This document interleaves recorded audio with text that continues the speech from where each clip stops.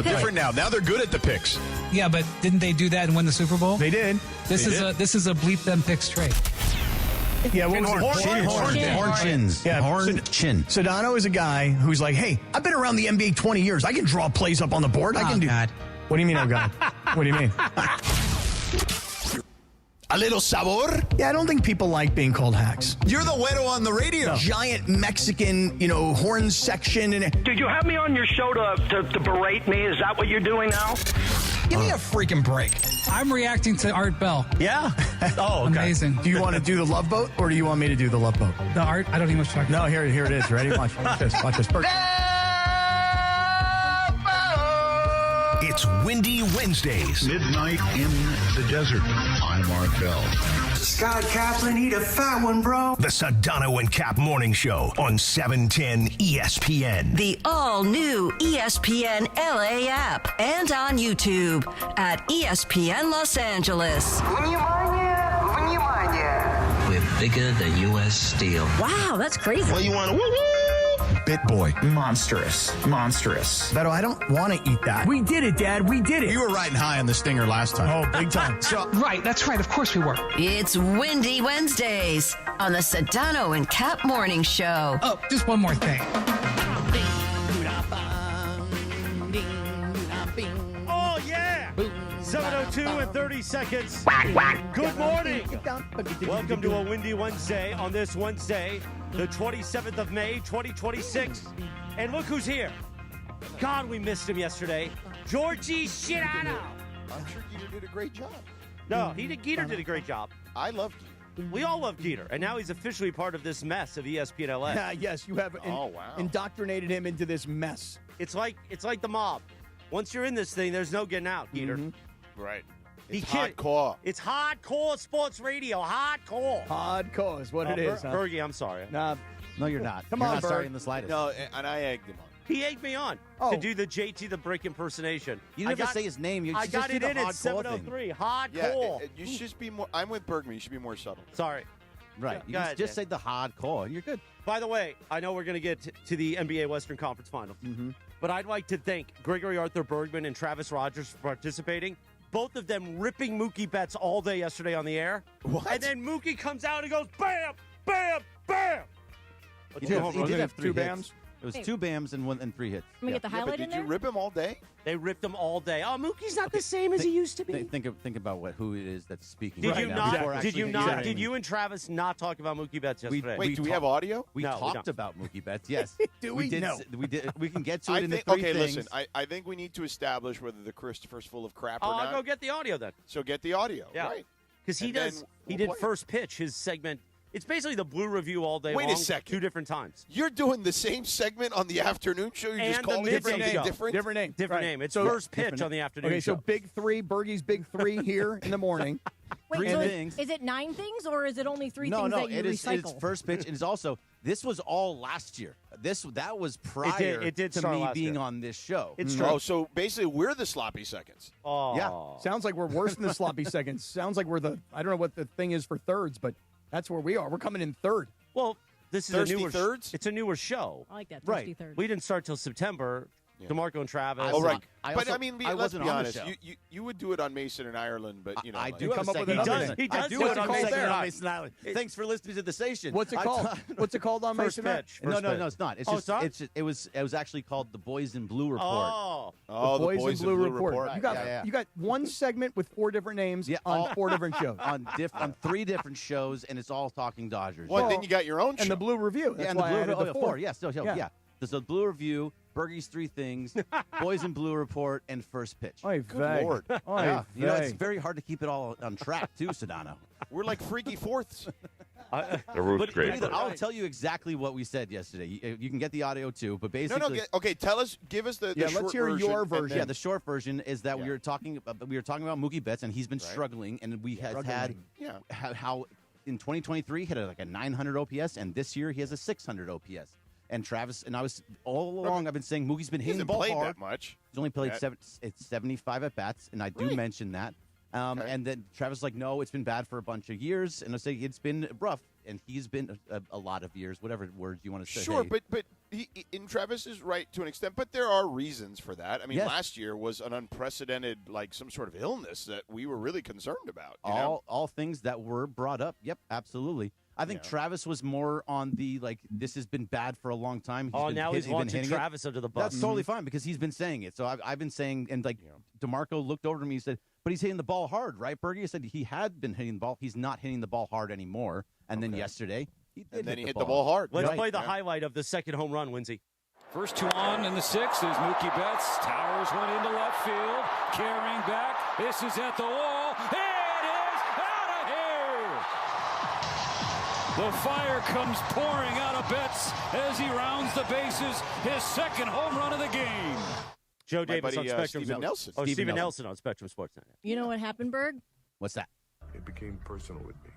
That's right. He took it personal, you and Travis ripping him. He also heard it on the Blue Review. That's right. They heard it 4 They times did. yesterday. Four times, 4 different names, 4 different shows, all the same content. Hey, by the way, how about his first home run? His first home run, when he's rounding the bases, it was like his first career home run, his excitement. You know what I mean? Like, he was like, oh, get this off my back. Now, Bergie, while everybody's going to give you crap this morning, and everybody's going to say, oh, Bergie ripped Mookie all day long, and then you said, personal with me. You said consider the source. I will tell you that yesterday, George, when you were not here, Bergman suggested, hey, look, it's time to take Mookie and move him out of the 2-hole and find another place so he can see different pitches. Right. And in moving him down yesterday and putting him behind Pages and Freddie, look what happened. 2 home runs. I'm not suggesting that's exclusively the reason, but it was a good piece of advice. So you see, Berg, while everybody's ganging up on you, me and you and me, pal. You and me, Cap. The law firm of Cappy and Bergie. That's absolutely right. It was because he was popping up a ton, and we're just suggesting that he just levels out his swing and he moves down in the lineup so he sees different types of pitches. Now you're still going to pitch him the same way that you would always pitch him, no matter where he's in the lineup, whether it's 2 or 9. But the fact is, you usually see different pitches when you have different people in front and behind you. We'll get to more of this at 7:30 when we whip out Bergie's Oregon. But here's the pool drop of the quote that I will use. It's starting to get a little bit daunting. That's him talking about Mookie Betts. Daunting? That's a good word. I said daunting. It's starting to get a little bit daunting. Daunting. It's not just daunting. It's starting to get a little. It's starting to get a little bit daunting. Yeah, there's just that little like pause. I didn't really stumble. A little. on that. No, it's just a little pause because you're thinking, "Am I going to use this word? Am I going to you go after Mookie?" You didn't know if you were using it properly. It felt like, but you did. You used it properly. You always said respect. You, by the way, were also you Respect using the the word pause. daunting was daunting for you because you felt like you were a little hesitant to use it, but you did it anyway. Yeah. No, I don't think it was that. I think, like you say all the time, used to respect the pause, Sedano. So you use Respect it the for pause. I emphasis. respect the pause. You know, You'll give it to him now, huh, George? You'll give it to him. Hey, I did say respect the pause. Listen, his and we'll get to basketball here in a moment, but more of Bergie at 7:30. But his attack on Mookie Betts, you know what it was yesterday? It was Wow, it was an hardcore. attack. It was hardcore sports radio. Hardcore. I by the way, do you guys watch Backstage Dodgers at all ever? Yeah, Or no? sometimes. I saw one recently where Mookie's learned to play the guitar. Yes, It was pretty darn I good. saw that. That was pretty good. I actually really like that show because I feel like, and I don't watch that with any other team really, although there is kind of the Lakers There's version. Backstage Lakers too. Yeah. But I feel like, you get to know a little bit about the off the field life of these guys. And so Did when you I'm watch flipping, the Will Klein part of that episode? I did not. Tell me. Oh, we Was got it- to talk tell about me, tell me that it's about his later. beard, please. I feel like he would be. I'll just say this: DeMarco and him would have something in common. They play the bass? No, The drums. He played the drums, didn't he? No, this has nothing to How do about with Dungeons music. and Dragons? Oh. Now you're close. Okay. World of Warcraft? He does. He plays Magic the Gathering. Ooh, I don't know what that is. That's a Magic card. the The card Gathering? game. It's like Dungeons and Dragons. Okay. Yeah. Well, was he Yeah, the but we vice can get into president more, of his high more school details. team? I was fascinated by his. Nobody in the clubhouse plays with him, but they showed him playing with like his buddies. It was hilarious. Does he talk about his Amish beard? No, I don't Oh, think he that's does. too bad. You want me to ask to get him on the show so you can ask him about his beard? I totally want to talk to Will I would Klein now love to. because they did a bit where there was like they went like viral on the internet, I think, or he was trying to go viral on the internet, or I don't know if he was trying, but it ended up going viral on the internet where he would throw like the box of cards, Magic the Gathering, at his buddy's like chest, and he's a pitcher, so of course it's gonna hurt. It was very Jackass style. It was very funny. It's starting to get a little bit daunting. I would say daunting. I would agree. Pause. All right. For emphasis. So, do we want to talk about the actual basketball? Do we want yesterday? Or do we want to talk about all this LeBron stuff? Let's talk about the actual basketball, and then we'll talk we got about plenty of time to talk about LeBron LeBron stuff. Can I bring up my contribution to the group chat last night since I Oh, actually watched and the by full the way, game? I did not say you were wrong necessarily when you added this commentary. Well, you hear that when Sedano doesn't say that you're wrong, that leaves means the you could be right. slight possibility that you could be right. Usually we're all wrong. I chose to not even comment on your comment because my comment would have been the exact opposite, and that would have forced Sedano to tell everybody that I'm wrong. So I just was like, I'm out. You were going to disagree with me, Cap? Yeah, I was. Well, I didn't even make a statement. I asked a question. Mm-hmm. So there was a part of it was shortly after the third quarter started, right, George? Yeah, so OKC goes on this big run. They go up 20 in the middle of the third quarter, and the Spurs huddle. It's funny. I was standing right by there. Like I had the perfect angle to watch Wemby like have this impassioned plea with his teammates, where he's ripping them like in while also being positive and just like, guys, we got to fight. We got to stay in the fight. We're not playing smart. Like he's saying all these things.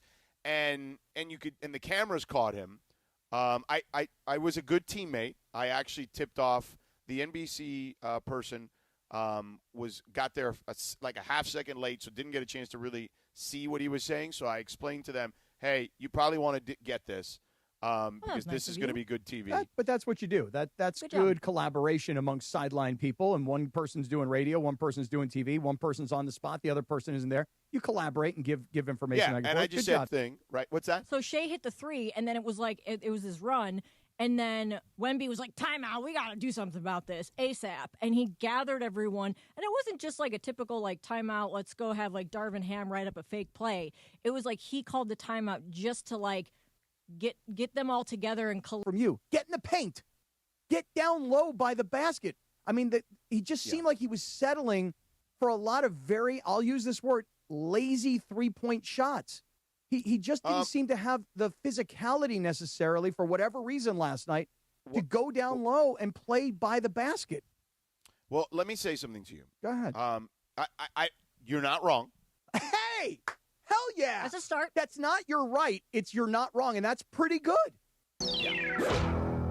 What happened? Breaking Cappy's news. not wrong. Cappy's that not was wrong. it. That was it. Yeah. Oh, Keep going. Keep going. But he did not just settle for threes. Now, he has gotten further and further away from the basket as the series has progressed. And by the way, that is not something that you would expect from someone his height. Mm-hmm. But that is fairly common, okay, as series progress. Because he's not your traditional big man just yet, okay? Yes, he has – remember, game one, he lived by the basket. He had 10 shots that he made at the rim in game one. And then game two was like 3. And, game 3 was similar. Game 4 was he was much more he was much closer. He got to the basket a lot more. But game 5, to your point, he was further away. Now, he did get 12 free throw attempts, so he was doing something going to the basket. And he only took 5 threes. But to me, the thing was, I want to say, like, almost through 3 quarters, probably around that time when they took that timeout that we showed the huddle on YouTube, he only had 1 rebound. Now, part of that is on him. There's no question about that, and he'd probably be the first to say that. Although he didn't speak yesterday to the media, which was pretty bad. It's a whole other thing, yeah. I was very disappointed in him. And I know I'm not alone. Are you going to tell him that? Hey, that was a big disappointment. That was a big letdown, bro. I don't know. I don't know if I'll get the chance to run into him necessarily, but I'm not the TV person, so I don't have as much access to him as I would in the TV role. But I was disappointed when I was at dinner and I found out he didn't speak to the media. However, Cap, you do have to give OKC credit. Isaiah Hartenstein, yes, absolutely, your guy, my guy, is battling his freaking ass off in this series.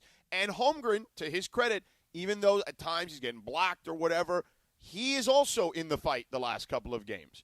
So he's having to deal with both guys on a fairly regular basis. That doesn't even account for the fact that Alex Caruso has been an incredible pest in this series against San Antonio. Outside of a bad Game 4, he has been also in the fight against Victor, both on offense and, luring him out of the paint a little bit on defense. Like, this OKC team, even with the injuries to A.J. Mitchell and Jalen Williams, and you talked about this. You nailed this during the Lakers series, Cap. You're just looking at them coming at you in waves, and you're like, oh, my God, another guy that can do this? Right. And it's just that. And the Spurs are good, and they've got good players, but they're not as deep as the Thunder. They're not. They're not as deep as the Thunder, and they're starting to wear down a little bit. Yes, and I said this to Geeter yesterday. I said Oklahoma City's depth will be on display tonight because you're missing now two important players, not just one guy. Now you're missing another guy who's really important. So now let's see what happens from here. And by the way, I agree with you. I think that when you look at Hartenstein and you look at Chet and you think about Shea's got his hands all over Wemby, you mentioned Caruso as a pest. I just think at some point, as much as we kind of talked after Game 1, how impressive it is that he went to visit with the monks and how his mind is so strong and his body is prepared, and in the fourth quarter of a game, he's got more in the tank, and in overtime, he's still got more in there. I think he's gotten a little run down, but I think more than that, I think he's gotten physically beaten up. And I think this is why, for me, as I'm sitting there watching last night, I'm listening to the broadcast, the TV broadcast, George. I know you're part of the radio, so you're not listening to the TV side of it. But Jamal Crawford from Peacock, NBC, kept bringing this up the entire game. Why is Wemby not in the paint? And so while I'd like to say that this was some brilliant original thought that I had on my own, I'm listening to the broadcast and I'm listening to a guy who's a very accomplished, longtime NBA player, and he's just pounding on the fact that Wemby is choosing to be further away from the basket. And that's why when I say he's settling for threes, yes, he only took 5 3-point shots. It's not like he took 20, but he's not Steph Curry. And he was 0 for 5. And it just seemed like he was getting beaten up so much that he was outside in 3-point range. Right. It hurts. And he's like, it hurts I'd to rather be in shoot. the paint against this team because there's Hartenstein, Holmgren. I didn't even mention like the other Jalen Williams, right? Who's in there bodying him up. Caruso, Dort is putting a body on him. Like everybody's putting a body on him. And look, the Spurs are also incredibly physical too. Okay, Stephon Castle. I thought Keldon he made Johnson. How about that guy? Keldon Johnson, 6th man of the year.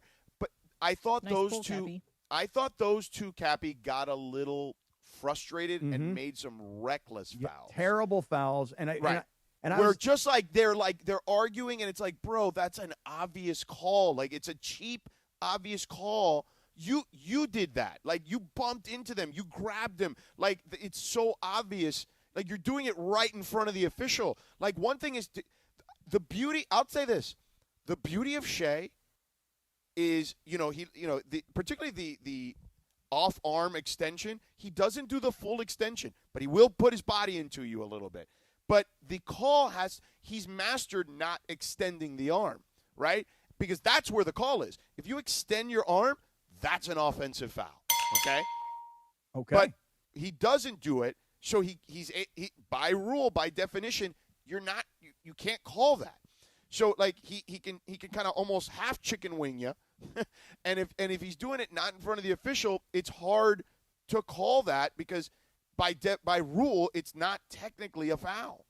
7:21. I'm a little behind. I was texting with Tommy Lamb about hardcore sports radio. Yeah, I was wondering. You were so hardcore, you decided not to. You tell allowed us to be a Valvoline. little more hardcore. Hardcore. You know what you could have done in these first 21 minutes of the show? Well, that's all you take. That's the only time it takes. You would have had 6 minutes extra. If you want to go on and see our friends at Valvoline Instant Oil Change, home of the 15-minute drive-through oil change, visit SoCalOilChange.com for a location near you.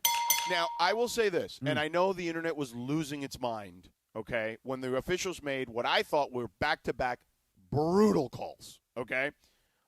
Case and Wallace, actually 3 instances in succession. First of all, Case and Wallace, that should have been a goaltend, okay? Oh, I mean, come on. Everybody could see that. He pulled the ball right off the rim. Right. Right. So that should have been a goaltend. Then the ball off of Chet's foot that they called off of Wemby's foot. Mm-hmm. Now, James Capers, I feel bad for James Capers. So the official that made the original call, Sean Wright, okay, said off of Wembanyama. James Capers comes in to try to tell him, hey, I'm pretty sure I saw it off of Holmgren, but you had the better angle. And Sean says, nope, it was off Wembanyama. So they stick with that call. So the officials are converging. Mitch Johnson, I am watching him, okay? He is, like, basically at half court now almost, like waiting for the officials to finish, like, having their discussion to then call the timeout to challenge, right? Then Capers starts walking his way, but he turns around, so he's not looking at him, and which is probably a mistake. And so Mitch is, like, trying to get his attention, like, challenge, timeout. And Cape finally turns around, and it's too late. The ball's already been in play. It was he gets a technical. It's like a 5-point swing there, technically like a 7-point swing because of the goaltend they missed. Granted, it was a big lead for the Thunder at that point already. It was the double-digit lead that expanded a little further. It was 9, and it expanded a little further. Those are bad. Don't get me wrong. I am 100% with you, and especially because there's this feeling and notion that OKC gets every call. I don't know, man. Wemby went to the line 12 times yesterday. Like, you know what I mean? Like, it's not like the Spurs weren't getting calls. That series, though, of 3 consecutive plays was brutal. Okay? It really made it hard to watch. It did. It was a hard watch, George. Especially for a veteran official crew, like those guys who are Mm-hmm. very good at their job. It was brutal. But that's not the reason they lost. Oh, no, not at all. And listen, you know how, remember when, I'm trying to remember what game it was where the Laker fans were all complaining about the officiating. And I was like, guys, it really doesn't matter. I mean, it was a 30-point game. They're not going to win the game, and you can't blame the officials. I don't care who wins. I mean, I don't have really a dog in this fight. So for me, I don't care if it's Oklahoma City or San Antonio. I just want to see a good, entertaining game. And between a 20-point lead in the third quarter and all of these foul calls, it just hurts the flow and the entertainment factor, at least from where I sit, which is out here watching on TV. Just the officiating, it's just the constant calls. It's like, imagine if there was a holding penalty call on every single play. This is a hard series to officiate, though, because both these teams, like, to your, remember, like I said, Castle, Johnson, all these guys on the Spurs side, too, they're all incredibly physical. Like, these two teams are like two bulls going at each other. It's a hard call. It is pretty. It is. It's not softcore. No. It is hardcore. Come on, man. Well, I mean, the opposite of hardcore would be softcore, no? 7:25, good morning. It's starting to get a little bit daunting. I would agree with that, Berg. Blue Review. I would, too. Oh, no, it's not the Blue Review. This is Bergie's 3 Things, the Bergie organ. We'll talk Dodgers baseball in about 3 minutes from right now. But first, Cappy, tell us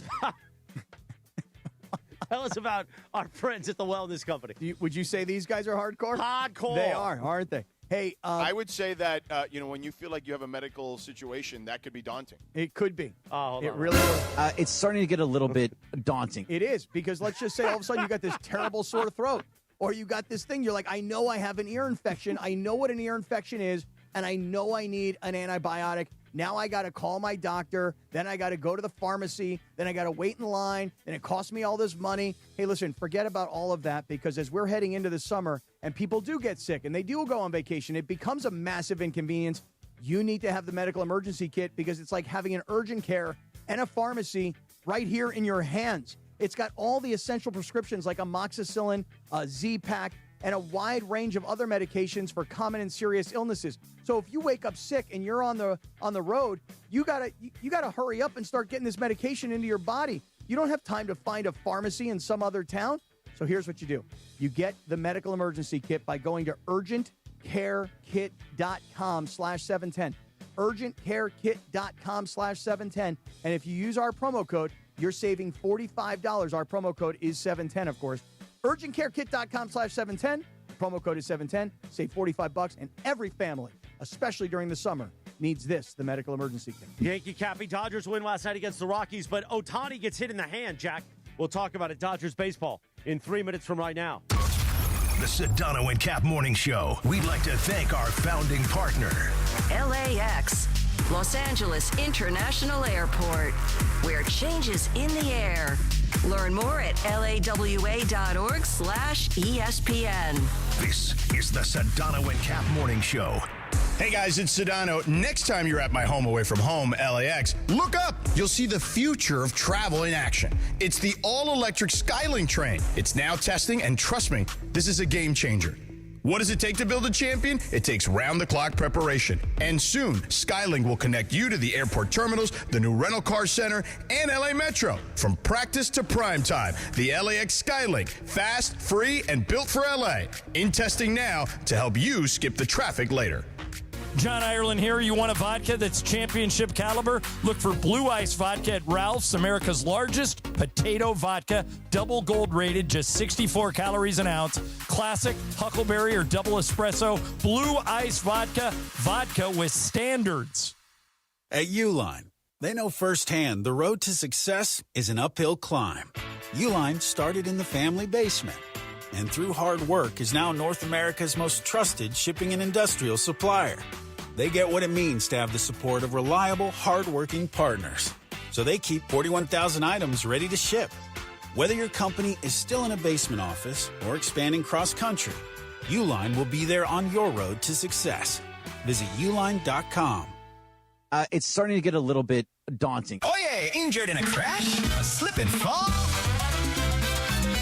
Don't settle small, you've gotta make the call. He does the heavy lifting, he handles the fight. Big Tony steps in and makes it alright. No baloney, call Big Tony. He fights, he delivers, your victory is waiting. No fee till we win. He gets the compensating. No baloney, call Big Tony. 866-456-8669.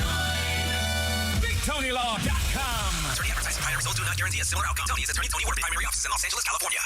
Hey guys, it's Sedano. As a parent, I want what's best for my kids. But when hard things like divorce or neglect happen, and kids don't get the support they need, they can develop toxic stress and serious health issues. Learn how supporting your child's feelings can give them a stronger start at first5california.com. Cashback is not available on gas in New Jersey and Wisconsin. John, what are you doing? Get in my car. Why are you walking to work? Thanks, man. It's these insanely high gas prices. They are draining my bank account. I can't afford to drive anymore. Dude, don't walk. Just do what I do, because I never pay full price for gas anymore. I use the free Upside app that pays you cash back for every gallon of gas you buy. Wait, you're telling me you get paid cash when you buy gas with the Upside app? Yes, I get real cash back every time I buy gas. Does that actually add up to anything? I'll make around $200. Wow, that's serious extra cash. I'm downloading the free Upside app now. Download the free Upside app now to earn real cash back every time you buy gas. Use promo code SMART for an extra 25 cents a gallon bonus on your first tank. That's promo code SMART. You can cash out anytime right to your bank account, to PayPal, or an e-gift card for Amazon and other brands. Just download the free Upside app and use promo code SMART for a 25 cents a gallon bonus on your first tank. That's code SMART. This is the Sedano and Kap Morning Show. The Sedano and Kap Morning Show on a windy Wednesday. Windy will be in here at 8:30 till 9:30 with us. Cappy, on this day in 2017, one of the biggest songs of the year, the #1 hit. Luis Fonsi, Daddy Yankee, and Justin Bieber, Despacito. Nothing said summer in 2017. I might have been sniffing, somebody's key. Yeah. And this song played in the background smelled like suntan lotion and misery. And misery. You got it wrong, Chris. What? Which one? The name of the singer of the song. Which one? Tell him, Cappy. Daddy Yankee. Oh, sorry. Daddy Yankee. Daddy Yankee. Yeah, right. This is a great song, still to this day. Speaking of which, today is National Sunscreen Day. How about that? And I got to tell you, I never was big on sunscreen in my life, but now 70 yells at me. Yeah. It's like you almost died of one thing, now you're going to die of skin cancer. Yeah. So when I'm playing golf with Tommy Lamb, he sprays me down, and I feel like I'm going to vomit the rest of the round. I don't like sunscreen. Gives you a headache. Yeah, I will tell you this. I'm really anti-spray sunscreen, but let me explain why. So this weekend, for example, Rachel and I were down in Mexico, and we're, sun is out, and we're out on the water. I mean, sun's out, beautiful. guns out. Right. It was just a beautiful weekend, right? And I take all this spray sunscreen, and she always complains. She's like, this is your bottle of spray sunscreen, and this is my bottle, because she says that I overspray. And she says that I wind up spraying into the atmosphere, and I don't actually hit my body. So I spray, George, all this sunscreen all over me, right? Arms, chest, belly. I'm trying to get my back, my shoulders. She won't spray your back for She you? will. She Okay. will. But here's what happened. I sprayed every bit of this one can of sunscreen all over myself, okay? And I thought I was max protected. I'm talking SPF 50, and there's not a spot on my body that is not protected. And Not as effective. You burned? The next day, I'm not joking when I tell you, I look like a zebra. I'm half red, half white. I got stripes all over my body. My arms are burnt up. My lower back is burnt. Behind my armpits on my are an agonizing pain. And my chest looks like I painted an American flag on my chest. Did you rub it in, or I did you did just not spray? rub it in. So you See, gotta rub it I in. know. Come I just on, sprayed. man. I know. I just sprayed. It's a waste of money because it's actually like a very small fraction of what you'd get in like a bottle of lotion sunscreen. Yeah, and then you have to reapply. Right. Because you spray it, and then by the time you rub it in, it's a waste. It's stupid because you have to rub it in anyway. So what's the point of the spray? I'm telling you right now. Played golf on Sunday, sprayed 3 times. Yeah. He to not played get with burnt. Sua, and Sua I sprayed did. him. Yeah. Oh, really? Oh, He Sua. did. Nice. Sprayed me all over. Nice. All right, 7:32 on a windy Wednesday. It is time. It's called 4 different things during the day, but it all means one thing. Gregory Arthur Bergman, host of the Blue Review, which you can watch 6:30 a.m. with Marcus Grant, weekdays on our YouTube channel. And then he does Bergie's 3 Things. He does First Pitch. Boys in Blue. The Boys in Blue. All this mishigash. But Bergie's here to talk about the Dodgers winning The Dodgers against the Rockies. So obviously we got to start with Mookie Betts, and Mookie Betts had a great game yesterday. He did go up against Kyle Freeland, who is maybe one of the worst pitchers in baseball, and it was the Rockies. But he did have 3 very good hits. He looked much better at the plate. He hit 2 home runs. So if you guys want to kill us for saying what things were going on, you have to talk about what was happening prior to that game. I mean, I have audio from the afternoon show. Sedano, if you want to hear it, it's about 38 seconds. Sure. All right, stand by. 3. This is from the 3-2. DeMarco and Travis afternoon show during First Pitch yesterday, which is Bergie's segment on that show. 3-2. How worried are hold on. Hold on. 3-2. you about? Hold on. I gotta back it up here. Now it's not 38 seconds anymore. No, I gotta play it off of this. Now. How worried are you about Betts' inability to hit? It's starting to get a little bit daunting because I looked at it. So Tim this morning on the Blue Review put up a graphic, and it said what his OPS was from 2023, 2024, 25, 20, and now in 2026. Steady drop. Whereas over 900 in 2023. This year, it's 600. Like, it's just every year it is 700 is steadily league average. Is that precipitous? Yes. Oh yeah, Yes. that's a very so in last Very year precipitous. I had to pause before I said that. And Yeah. last year we talked about it before too. Is that last year at the beginning of the season he was just a complete utter wreck at the plate. Oh, you don't Complete have utter wreck. you don't have what happens after that. I don't. Yeah, so after that, I say in September through October and into the playoffs, he was batting 300 with a 900 OPS, so he was starting. Well, he I got was just better doing a at the bit end off of the fly, man. Right.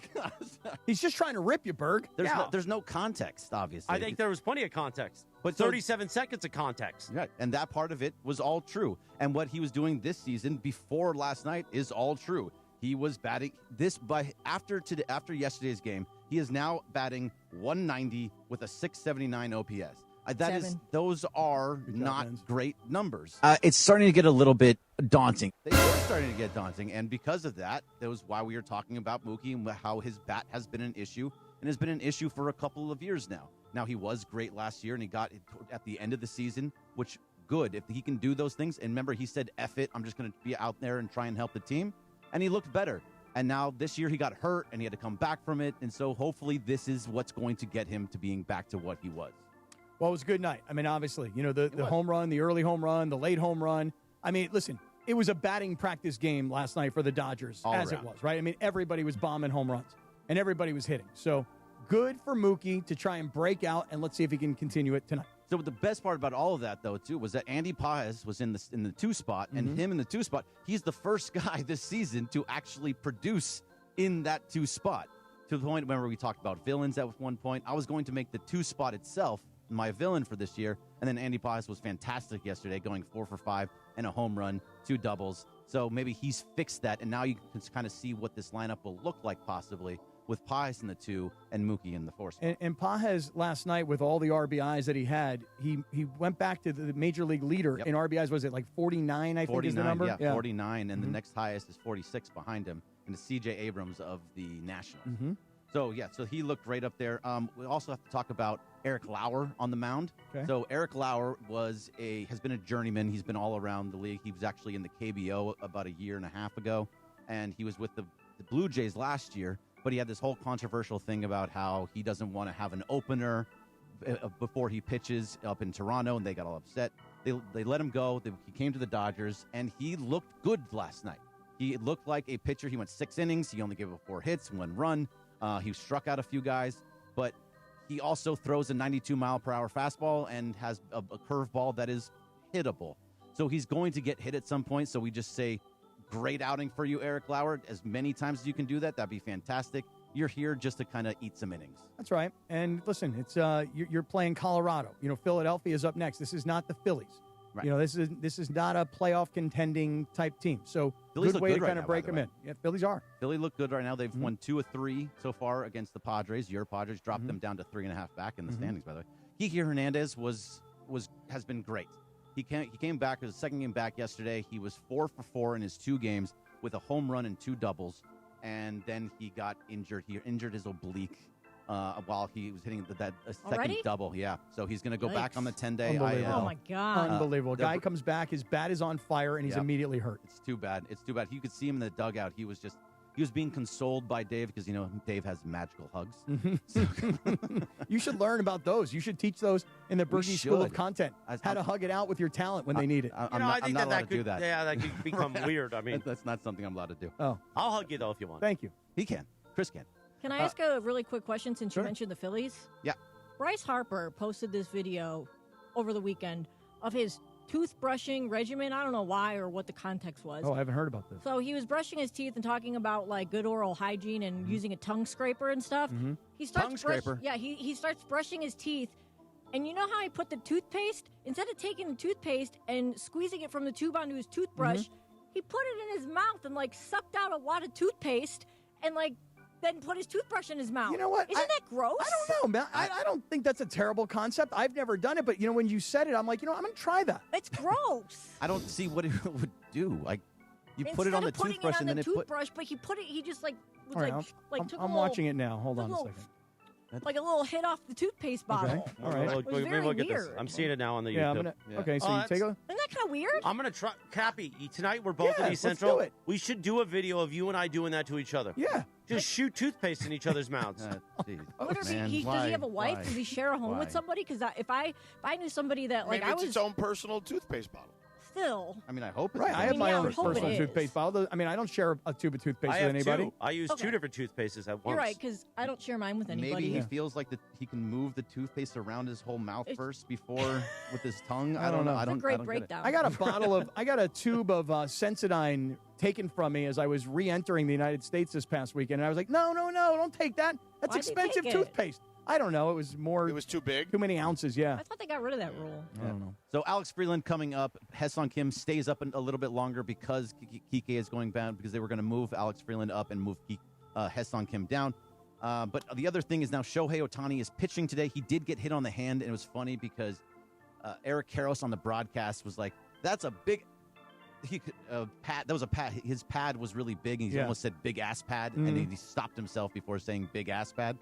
But they're not sure whether or not he is going to hit today. He was going to, and then when he got hit in the hand, they started like, well, let's see how his hand feels. Right, because when you watch Shohei at the plate and he's a left-handed hitter, his right elbow is like padded like a hockey player. Right. And then his forearm is kind of exposed. Right. And then he's wearing his batting glove and he's got this massive pad on the right hand. So almost all of his arm is protected, but it got it sort of hit the elbow pad and then ricocheted and hit the hand. Yeah, it looked like he almost hit his wrist. Yeah. But they said that he hit the pad. So he should be okay. Dave's saying that everything is going to be okay. They're not going to go look into it any further. He is going to pitch today. I just don't know. He hasn't sure whether or not he's going to hit as well. All right. Hey, Bergie, 2 things. Well, it's really one thing, but for both teams happened in the game yesterday. And this is my favorite thing, George, that happens in a baseball game. When you have a massive blowout and you're done beating up on your bullpen, let's get position players to pitch. Did you see Miguel Rojas? I hate it. Oh, my God. It's always funny. I thought he was pitching like underhand softball pitches because that was the arc on the ball. How hard did he throw? It's a waste of time. Well, but here's the thing. It was one statistical thing that happened that was very interesting in this game last night. The Rockies also brought in a position player to pitch because they were getting blown out. They brought in Brett Sullivan, who's a catcher, right? And Sullivan is pitching for the Rockies, but then as a hitter, he hit a home run off Miguel Rojas. So that makes him only the second player in baseball, I don't know in how many years, to both pitch and hit a home run in a game. The other, Shohei Ohtani. Right. So I love it when position players pitch. No, God, it's awful. Right, It's not necessary at all. It's a waste of time. It's not entertaining. It's annoying. I love it. Get rid of it out of the game. It's so bad. I freaking love it. Well, so they bad. always say stuff like, well, back when he was in college, he was a starter for the Longhorns, you know. For the Longhorns, before he decided to go into the outfield. So he does have some pitching experience. It happens too often now. Miguel Rojas is a terrible pitcher, and I think I could hit off Miguel Rojas. You could. Left-handed. The Blue Review. Psycho. The Blue Review each weekday at 6:30 a.m. on our YouTube channel, presented by LAX. Gregory Arthur Bergman and Marcus Grant talk Dodgers baseball first thing in your day. The Dodgers. Sedano, when we return in about 3 minutes, what do you feel like chopping up here? I think we could start having the LeBron conversation a little bit, and then kind of, if it carries over, it carries over, because there's a lot of chatter about what the Lakers could do here in the offseason, even beyond LeBron. Beautiful. We'll do that in 3 minutes. But first, Cappy, let's talk about our new partner, Cardiff. Yeah, hey guys, this is a brand new partner to the show. I'm really happy about this one because if you're a small business operator, as I am, you know that it can be very tough to scale your business when you don't have the cash to do it. And you're like, well, where am I going to get the money? I need new equipment, or I have to make payroll, or I'm trying to grow. How do I get money? And big banks today, forget about it, man. It will take you forever. They'll make you jump through hoops. You'll give up before you even get the application process in. How about this? If you're a business owner today, you're driving around right now, you're in construction, you're a contractor, you're in HVAC, plumbing, electrical, roofing. Maybe you're in the restaurant business or the bar business. Maybe you own a gym or a fitness studio of some kind and you need money. How about this? With Cardiff, you can have an application process done in under 5 minutes. Oh, by the way, checking your options with Cardiff will not affect your personal credit score, so take that off the table. Don't even worry about that. And how about this? You may be eligible for up to $500,000 in same-day business funding. And you say, well, okay, how? If you've been in business for a year, if your business generates over $20,000 a month in revenue, you could be eligible for up to $500,000 in same-day business funding. These guys are local. These guys are the best in the business. For 20 years, they've lent over $12 billion to thousands of companies. And if your company needs cash, Cardiff is the go-to solution. So here's how you do it. You go to Cardiff, C-A-R-D-I-F-F, cardiff.co, not .com, .co, cardiff.co/ESPNLA.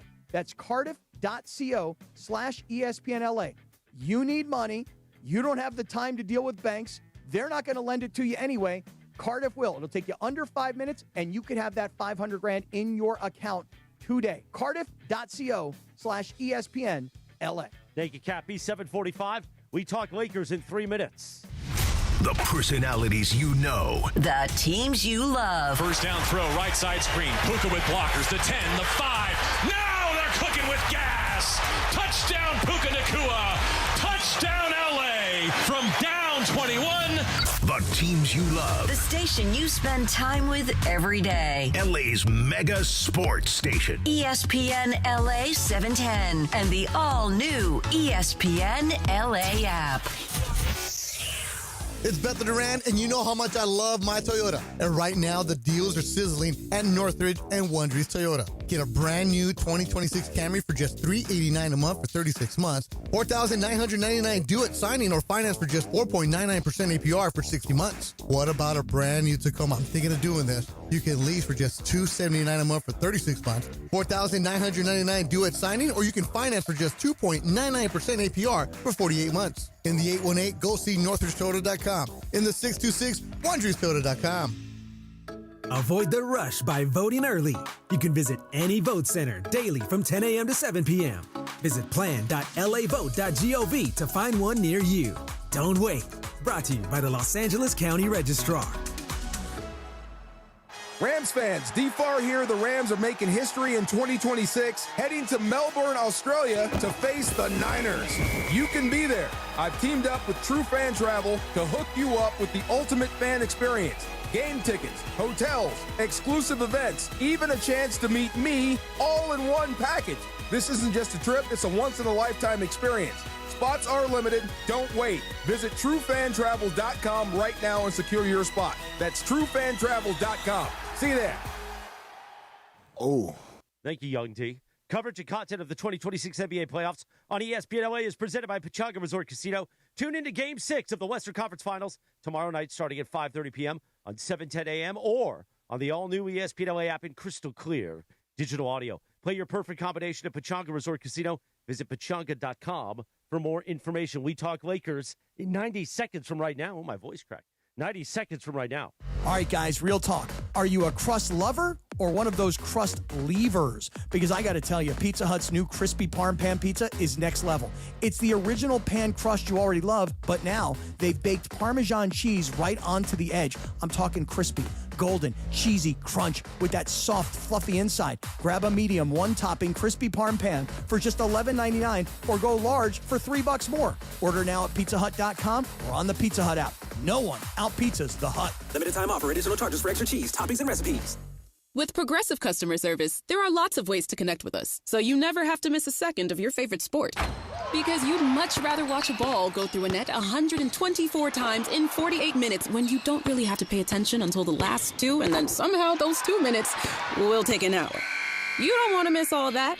Luckily, you can chat with Progressive on our app, online, or over the phone without missing a single one of those times the ball goes through the metal circle. Progressive Casualty Insurance Company, affiliates, and other insurers. Not available in all states or situations. Evan Cohen here. In life, as in sports, the pros make it look easy. That's why pro golfers like Jason Day, Ben Griffin, and Patton Kazire trust the pros in lawn care. True Green. They have the experience and expertise to give you a lawn worthy of the PGA Tour. And since True Green does the work for you, you get more free time, or more tee times. So stop stressing over your lawn and start loving it. Sign up now at TrueGreen.com because nobody makes it easier to get a golf course quality lawn than True Green, the official lawn care treatment provider of the PGA Tour. The Sedano and Kap Morning Show, presented by Call Jacob and Jacob Emrani. The new phone number, 800-345-6789. My guy, your guy, Cappy's guy, the great Jacob Emrani. 800-345-6789. With the new phone number, 800-345-6789. 7:49. Good morning. It is a windy Wednesday. Windy will be in here in about 40 minutes from right now, talking all NBA and maybe some Columbo, Jeff. Happy birthday, Cappy. He turns 51 years old today. Andre 3000, of course, famous for being with Outkast. Remember this song, Hey Ya? Oh, I love this song. Like But remember- 23 years ago somehow. Right, but I'm always the guy that didn't realize that Outkast was a group. I thought Outkast was a dude. Yeah. Right. Well, now I guess I know that. Andre 3000. Shout Why out, would you think it brother. was one person? Well, I mean, it's not no different than Jethro Tull. Jethro Tull is a band. Right, but I thought he was one dude named Jethro Tull. At least that's a name, whereas Outkast is like. No, but sometimes if That's you're a like rapper, you have a cool Exhibit. name. Yeah. You know, Exhibit or Ludacris. Yep. Luda. Cappy. What up, Luda? Okay, I see it. Today's also Grape Popsicle Day. Tanucci. I don't like. I mean, grape popsicles are fine if you're gonna eat popsicles, but I like a red one. Yeah? I want a red one. No red. I don't like the texture of popsicles, like when you bite them. Well, you got to suck it, not bite it. No, I know. First you suck it, then you bite it, but just some people bite it before they suck it, And then you're gonna hurt your teeth. I know, and it just it's cold. You get the ice cream headache, and it's just We the didn't whole even plan texture that thing. one, Cap. That's No, pretty good. 7:50. Time to talk Lakers. Oh man, it's hot. Call us Sports Radio. Oh, you know it is. Well, wait, George, you didn't answer my question about Wemby, and we didn't get to my question about Wemby and his. Oh yeah, you actually we talked about what actually transpired, like how it all went down, and you know how the Thunder took a 20-point lead. They called this timeout. The Spurs. Wemby has this impassioned plea to his team, but we didn't get to what you posed in our group chat. You're all right. So I said, "You ever see Luka do that?" Like, I'm not trying to be a smart aleck, but you are. how Yeah, you are. often? No, You I are. really wasn't Yeah, you are. because I could not recall a time where I saw Luka did that. Granted, this past season I did watch a lot of the games on replay, the fast version of them. But so I asked George, because he's always in the huddle and he's always there on the sidelines. How, do you ever see Luka do that? I haven't seen him do it as a Laker. I probably have seen him do it, if I recall. I'm sure he's done it with the Mavs. You're sure? Yeah, I'm pretty sure I've at least seen him do it in the playoffs. Maybe not to that extent, but I have seen him address his teammates in a huddle, yes. Lindsay yesterday, George, and Evan Cohen called her out, called me out.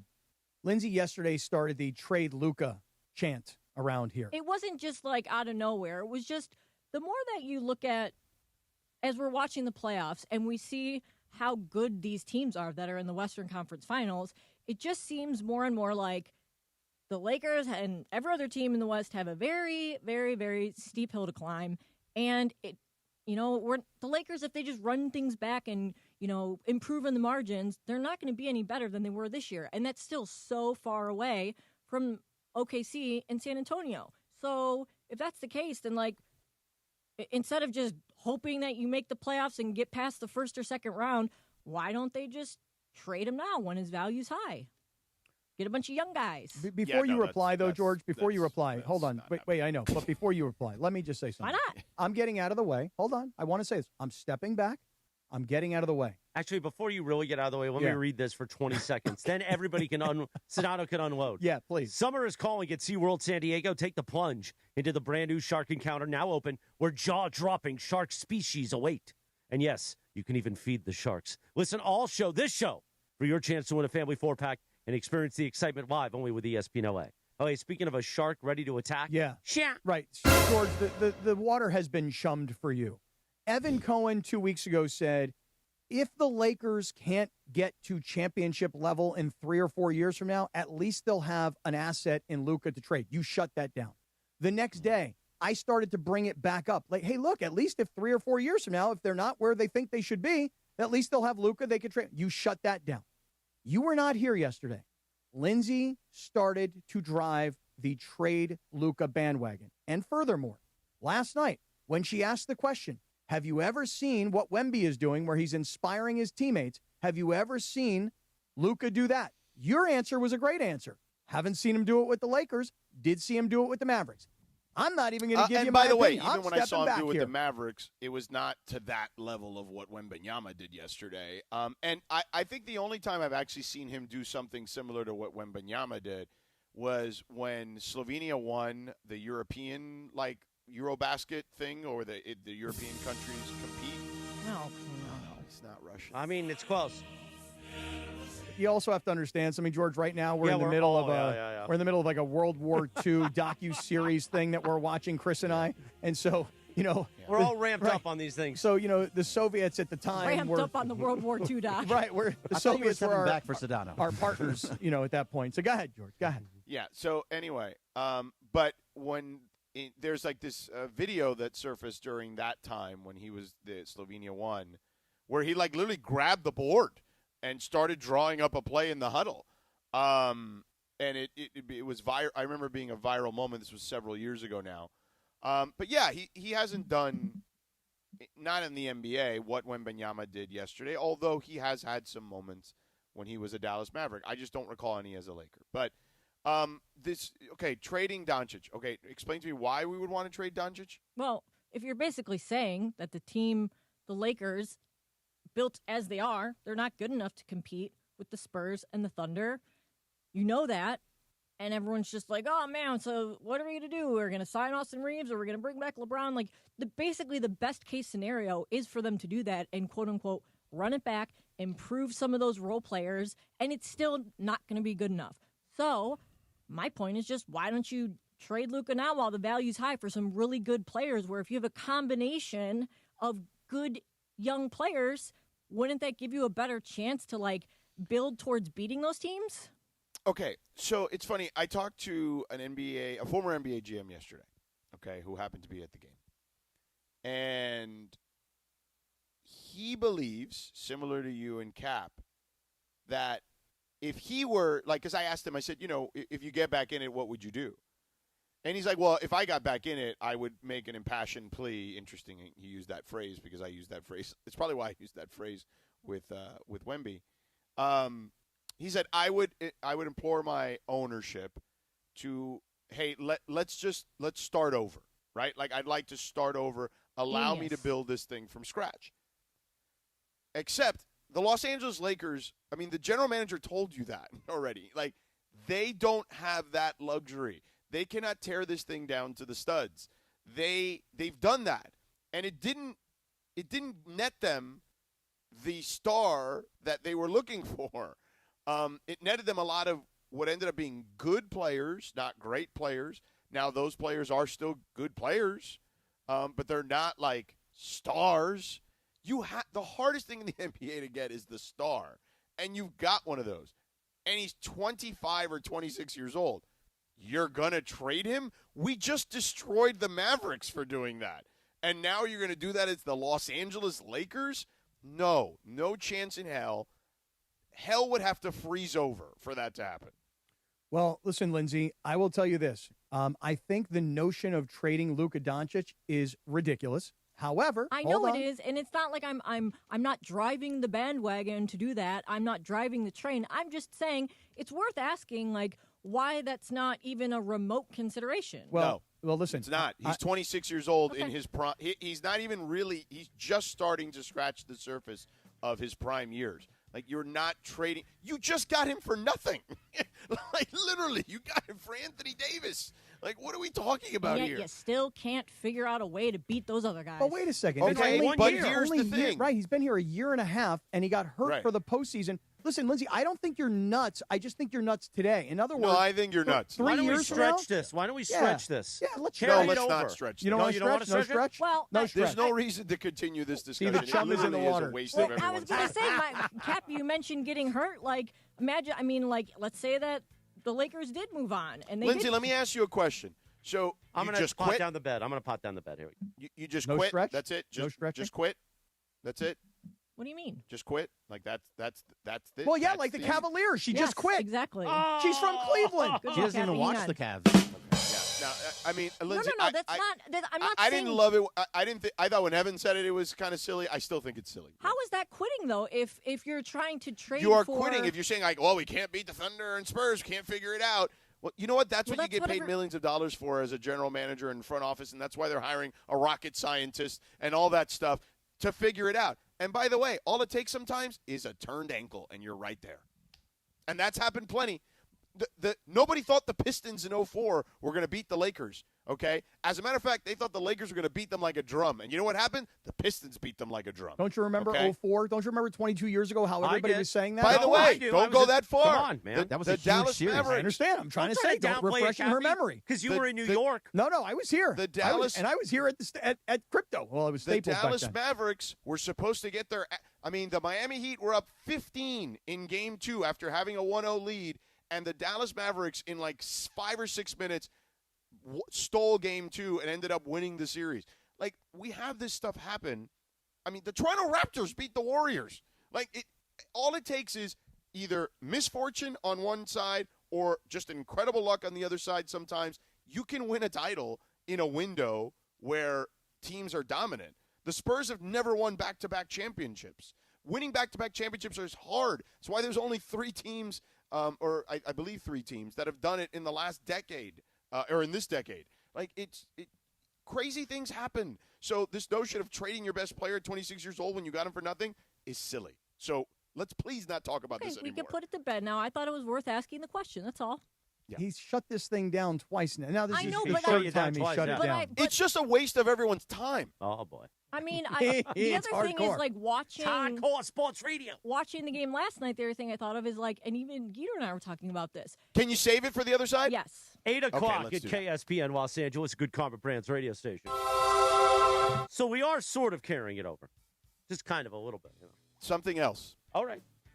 First, let me tell you about, one of the best things about Tuesdays is not just that I'm on all day on a live imaging Tuesday presented by Providence. That's one of the best It's that Johnny I and I get to do a live read together. We talk about our friends at LifeSource. And yesterday I showed him, when Johnny I gets out of the shower now, Cappy, and Johnny I saw it in person, he wiggles that thing around. because it feels nice and clean. Wiggle His whole it. body does, Just because a he no little longer bit. has dirty sleazeball city water. Exactly. Esquivoso. Don't be a city water sleazeball no more. Call our friends at Life Source Water. The Life Source Water California factory, they're ready to hook you up with a Life Source Water system so you can be free of that city water and be free of all that chlorine. 800-WATER-99. 800-WATER-99. Or visit LifeSourceWater.com. It's not just me. It's not just Johnny I. How about Life Source Water has served over 250,000 homes? They've been around since 1984. They got more than 4,000 five-star reviews. That's even more five-star reviews than JT the Brick has. So call Life Source Water right now. 800, I did it for you, Bergie. 800-WATER-99. Or visit LifeSourceWater.com. Tell them Johnny I, John Ireland, and ESPN LA want to save you from all that dirty, disgusting city water. Do not be a city water sleazeball no more. Esquivoso. Call Life Source Water, 800-WATER-99, or visit LifeSourceWater.com. Get factory direct pricing and free installation for a limited time. Life Source Water. Taste and feel the difference. Warranty limitations apply. 8:02 on a windy Wednesday. Windy will be in here in about 27 minutes. But next, are we ripping Lindsay Moore for her take next? Cappy, I don't She's remember. got another take on Okay. something else that she mentioned with Geeter. All right, that's next on the Sedano and Kap Morning Show on ESPN LA. It's Windy Wednesdays. Hey guys, it's Sedano. Next time you're at my home away from home, LAX, look up. You'll see the future of travel in action. It's the all-electric Skylink train. It's now testing, and trust me, this is a game changer. What does it take to build a champion? It takes round-the-clock preparation. And soon, Skylink will connect you to the airport terminals, the new rental car center, and LA Metro. From practice to prime time, the LAX Skylink. Fast, free, and built for LA. In testing now to help you skip the traffic later. This World Cup season, the ultimate watch party experience is at Mercado Gonzalez in Costa Mesa. Get every Mexico and USA match live, surrounded by non-stop game day energy, passionate fans, drink specials, surprise giveaways, and all the flavors that make every match unforgettable. Grab fire-grilled asada tacos, slow-braised quesadilla, fresh ceviches, warm churros, and more. Join us for every Mexico and USA match at Mercado Gonzalez in Costa Mesa, where every match tastes better. Hey guys, if you're heading into summer without a medical emergency kit, you're taking a risk most people don't think about until it's too late. Summer colds linger and can turn into sinus infections that could last for weeks.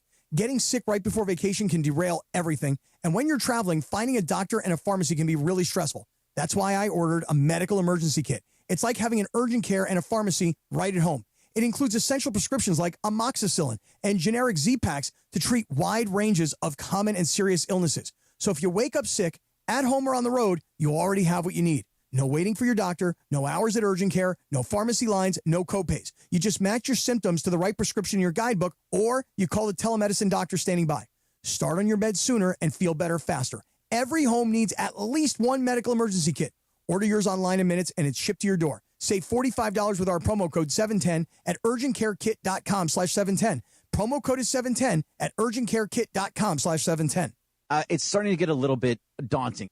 Hey guys, it's Sedano. As a parent, I want my kids to grow up happy and healthy. But when kids experience hard things like divorce, neglect, or substance abuse in the home, and don't get the support they need, they can develop toxic stress response. And over time, toxic stress can lead to serious health issues like anxiety or high blood pressure. But being there for your child helps protect against toxic stress before it ever starts. Learn how supporting your child's feelings can give them a stronger start at first5california.com. When it's game time, there's no room for hesitation, and you better believe GM John Good will make you a great deal at George Chevrolet. Whether you're rolling in a power-packed Silverado, loading up the family in a spacious Chevy Traverse, or going all electric, John Good has the great deal you want at George Chevrolet. Amazing pricing, zero pressure, and the next level Chevy vehicles you want are at George Chevrolet, conveniently located off the 91 at Lakewood in Bellflower. Or shop at georgechevy.com. Chevrolet, together let's drive. Cashback is not available on gas in New Jersey and Wisconsin. John, what are you doing? Get in my car. Why are you walking to work? Thanks, man. It's these insanely high gas prices. They are draining my bank account. I can't afford to drive anymore. Dude, don't walk. Just do what I do, because I never pay full price for gas anymore. I use the free Upside app that pays you cash back for every gallon of gas you buy. Wait, you're telling me you get paid cash when you buy gas with the Upside app? Yes, I get real cash back every time I buy gas. Does that actually add up to anything? I'll make around $200. Wow, that's serious extra cash. I'm downloading the free Upside app now. Download the free Upside app now to earn real cash back every time you buy gas. Use promo code SMART for an extra 25 cents a gallon bonus on your first tank. That's promo code SMART. You can cash out anytime right to your bank account, to PayPal, or an e-gift card for Amazon and other brands. Just download the free Upside app and use promo code SMART for a 25 cents a gallon bonus on your first tank. That's code SMART. It's time for Stronger Starts on the Sedano and Kap Morning Show. Presented by First 5 California. First 5 California. Be calm, be steady, be there, be nurturing. Time for today's Stronger Start. Yes, indeed. It is a Windy Wednesday at 8:07. Windy will be here in about 23 minutes, but let's talk about a stronger start. Thanks to our friends at First 5 California. Well, we know even though Gregory Arthur Bergman and Travis Rogers were ripping Mookie, he still had a stronger start last night. Hit a home run, and then he did it again. Hit it. First two on in the sixth is Mookie Betts. Towers went into left field. Carrying back. This is at the wall. It is out of here. The fire comes pouring out of Betts as he rounds the bases. His second home run of the game. Mookie had a stronger start, and our stronger starts here on the Sedano and Kap Morning Show. Brought to you by First 5 California. Learn why giving your kids more support for their feelings helps protect them against toxic stress at first5california.com. Well, let's play something I really like for an OTD. This is how it is. Then she gives me answer. Cappy, on this day in 2025, the number one hit, Morgan Wallen and Tate McRae. What I want. I use this all Rams season as imaging because I love Morgan Wallen, man. Almost as much. I have no idea who Morgan Wallen is. Let's Really? get back to acting. Really? It's like no idea. He's one of the biggest artists in the world. Cool. Don't know him. Really? No. Do you think I'm lying to you? That's. I think he is. You think he's lying? Do you think he's lying? That's really bad. That'd be pretty hardcore if you think Sedano's Why lying. is it to really you. bad? I mean, have my that's- own musical taste. You have yours. That's like when Some we that give sound Cappy pretty. crap for like not knowing something. I mean, I mean, listen. It's not about not knowing. It's I don't find that whatever you just played doesn't even sound good to me. Oh, I mean, it was a top 40 hit and a country hit. Cool. That a lot of top 40 hits. Listen, don't that take are, out your anger on Lindsay on me. All I did was play a song, man. Yeah, but you're now telling me like I'm like some sort of like I was just pariah surprised because when I you don't know said who you Morgan didn't know Wallen Morgan is, or Wallen. do I care? I was surprised. This guy's busy right now. He's in the middle of the Western Conference Finals. You think he cares about Morgan Wallen? And he's ripping people in the YouTube chat, which I do like. Oh, really? Yeah. No, I don't. I didn't rip anyone in the YouTube chat. Oh, that's not what I heard. That's not. Where'd you hear this? Why did you read what I wrote? You I want me to didn't. read I don't what have time. I was doing stronger Okay, start. I literally could not have been nicer to the person. I just heard from Bergie that he ripped somebody. Well, Bergie's Bergie's wrong. Didn't say that he ripped him. I just said he responded. I'm just trying to get him off of me. He's like a wild raccoon now. So, Lindsay, oh what's my your other God. take that you're having with Peter? All right, go ahead. What did you tell Geeter? No, Guido and I were just having a conversation about. I was like, I just can't believe how physical and how much these guys beat each other up. It's just crazy to me. And I was You're like, talking about this series in the Western Conference yes, Finals? the Western Conference Finals, particularly, and like how you were saying, like Wemby got the crap kicked out of him. It's just so physical and so like it's just like these guys have to. They're stronger, they're faster, they're playing harder than ever before, and it seems like this is coming to a head. I just wonder do you think that Luka would thrive in this situation, or do you think he would struggle? Because it seems to me like he might struggle quite a bit in a very physical series. I don't agree, actually. Okay. I think Luka's built for a physical game. Like, he's huge. More of like an endurance and frailty. No. I think Luka's problem is as I've stated for a long time, I think his problem is on defense. I don't think his problem is having to battle through physicality. He's built like a brick house, okay? Pun intended. And he can survive a lot of contact. Like, contact is not his issue. What is the what is going on, Linz? Like, what's with you? And it seems very it almost seems like it's very targeted. And I think, I just it's feel based like off LeBron. You know, 100%. this, right? Of course, it's based off LeBron. You guys could think that, and maybe it but is. What is it based on then? Yeah, it could be subconscious. Right. I mean, he's like the Morgan Wallen of the NBA. He's amazing. Who the hell is Morgan Wallen? Exactly. I just feel That guy like sucks. they're building. The more we're talking about them, like the more I watch the really good teams, it just seems like it's so hard to win a championship, and it takes so much. It just seems like I don't know if Luka's the guy to build around. I mean, he dragged the Dallas team to the finals. I mean, it's Yeah, not, but- and it's not like they were, that talented. Like, they were a good team. Don't get me wrong, but But did they face a Wemby and the Spurs? Did they face OKC? I mean, they faced a really good Boston team that was loaded at that particular time. They were absolutely and they lost. loaded. But Lindsay, I get it, but not everybody wins. You know what I'm Right, saying? that's what I'm Like, saying. he's 20.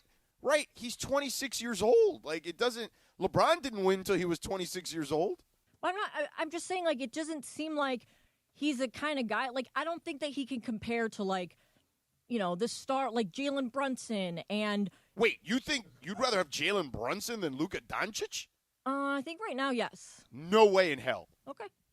And I'm not saying that to be dismissive of Jalen Brunson and his accomplishments. Jalen Brunson is excellent, okay? Jalen Brunson has absolutely made teams look foolish for the way that they thought he was going to be when they scouted him as a young player. Even the Mavericks look really dumb in the way that they handled the fact that they could have had him at a really steep discount and completely botched that. Jalen Brunson is an all-NBA player and deserves that. Luka Doncic is a top 5 player in the NBA when he's healthy. Well, that's the whole key right there. Listen, I'll make a football comparison because that's what football meatheads like me do all the time. You have to have a quarterback in the NFL. If you don't have a star quarterback, you're not going anywhere. The Lakers have a star quarterback in Luka. Now, as George has said, he is literally a top 5 player in the NBA. He's the leading scorer.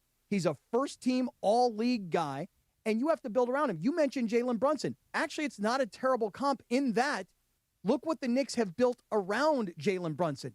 They have a Karl Anthony Towns. Do the Lakers have a Karl Anthony Towns 7-foot, 250-pound physical center to play currently? No, with and Luka? like Evan said the other day, it's almost like you have to treat Luka the way that the Knicks treated Jalen Brunson. Well, what they and build did was that they brought in Anunoby, who's one of the elite two-way players. They brought in Bridges, who's a good two-way player.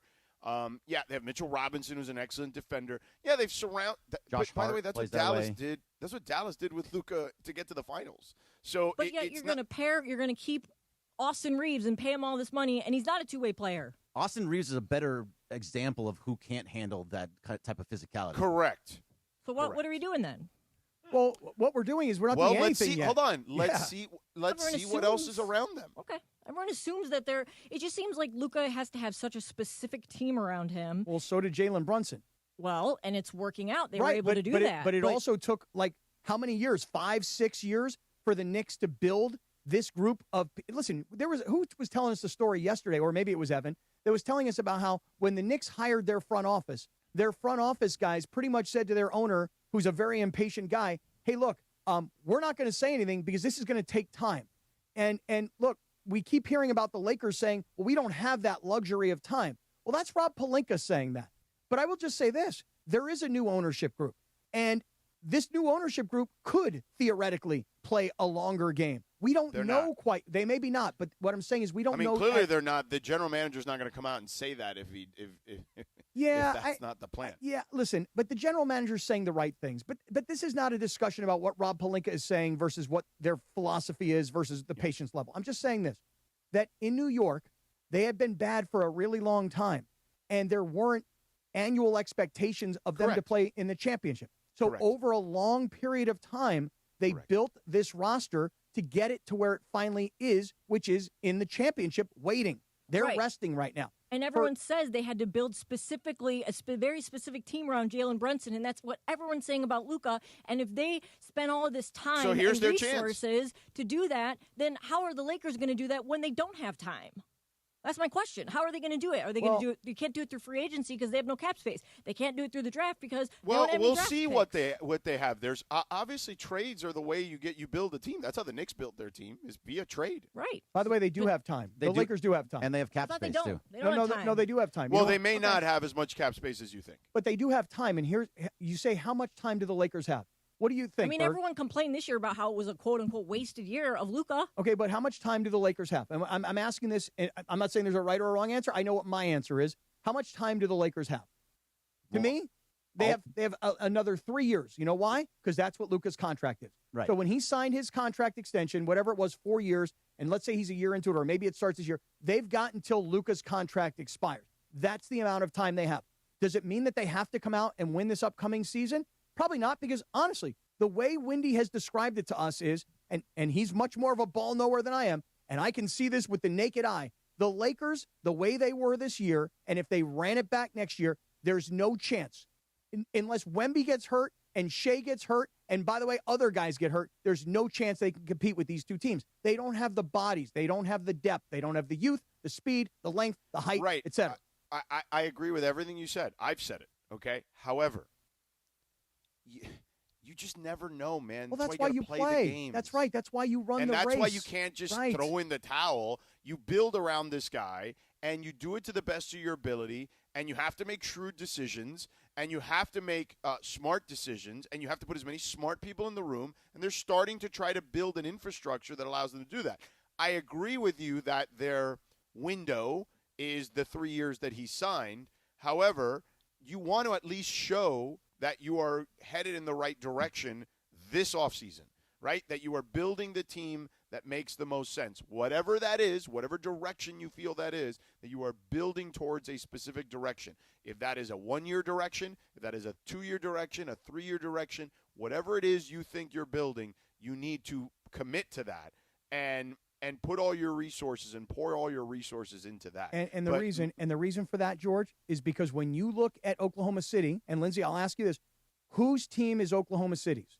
Who is the star of that team? It's Shea's team. Okay, and in San Antonio, who's the star of that team? Okay, so with the Lakers, you have one of those types of stars. Correct. You don't have a 7'4" guy who can shoot 3-pointers and can block shots, but what you do have is a 6'8" guy who's in the early stages of the prime of his career, who is the best scorer, not the best player, the best scorer in the entire NBA. Right. You don't give up on that guy because that guy's a top 5 quarterback in the NFL, in my comparison. He's so good offensively that he's a top 5 player even though he is a below average defender.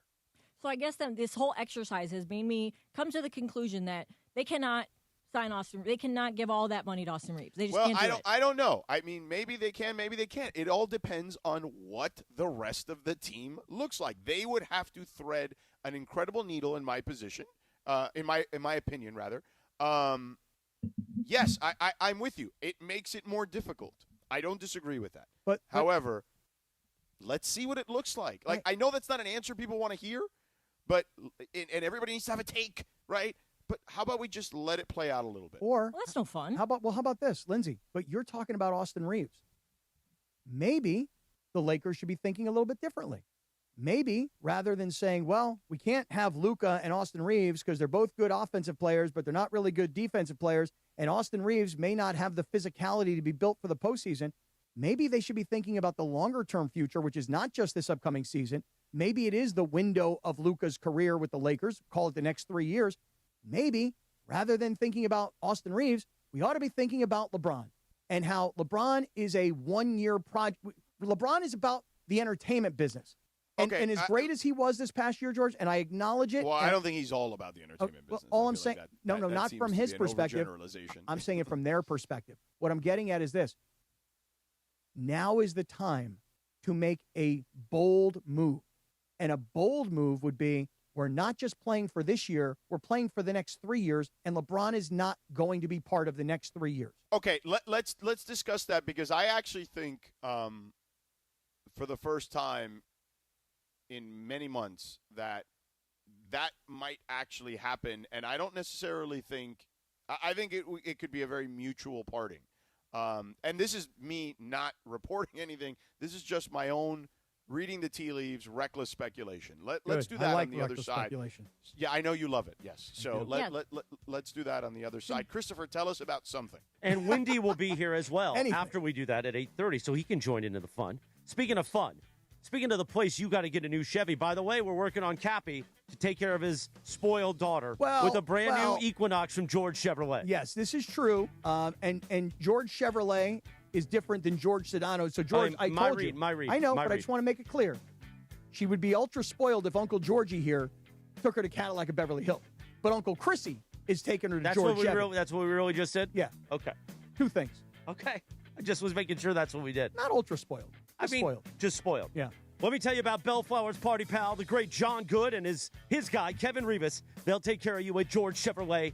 Bellflower's party pal, John Good, 91 Freeway at Lakewood. The Lakewood exit. You go there like Cappy's going to go there. They still got the Memorial Day sales event going on. So if you need a Silverado, listen, maybe you're not like Cappy probably isn't going to be great in the Silverado. It's a little too much truck for him. So maybe he gets a Colorado. He still feels like a proud American. Driving an American truck, go to George Chevrolet. They got the Memorial Day sales event. They'll take care of you. Also, it's Military Appreciation Month. So maybe you don't want a truck.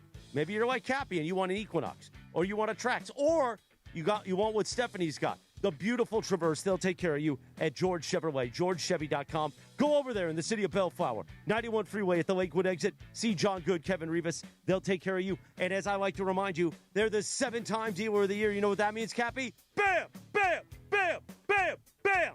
2 more. Bam, bam. The 7-time dealer of the year at George Chevrolet. We'll continue the conversation. LA's Morning Show. And Brian Windhorst will join us on a windy Wednesday right here on the Sedano and Kap Morning Show on ESPN LA. ESPN LA may sound one way on AM. But you know where it sounds best? You guessed it, crystal clear digital audio. Crystal clear digital audio on the all-new ESPN LA app. Just search ESPN LA wherever you get your apps. And you can always watch LA's mega sports station live or on demand on our YouTube channel at ESPN Los Angeles. Rams fans, D-Far here. The Rams are making history in 2026, heading to Melbourne, Australia to face the Niners. You can be there. I've teamed up with True Fan Travel to hook you up with the ultimate fan experience. Game tickets, hotels, exclusive events, even a chance to meet me all in one package. This isn't just a trip, it's a once-in-a-lifetime experience. Spots are limited. Don't wait. Visit TrueFanTravel.com right now and secure your spot. That's TrueFanTravel.com. See you there. Did you know Children's Hospital Los Angeles is changing the game in pediatric heart care? They're first in the world to implant an FDA-approved cardiac stent that grows with the child, meaning fewer surgeries, less time in the hospital, and more time for kids to just be kids. CHLA also ranks among the nation's best for heart transplant success rates and runs the largest congenital heart program on the West Coast. So put your child's heart in the hands of the team that's setting the pace. To learn more, visit chla.org. Yeah, we're just a couple of guys messing around. That's what we are.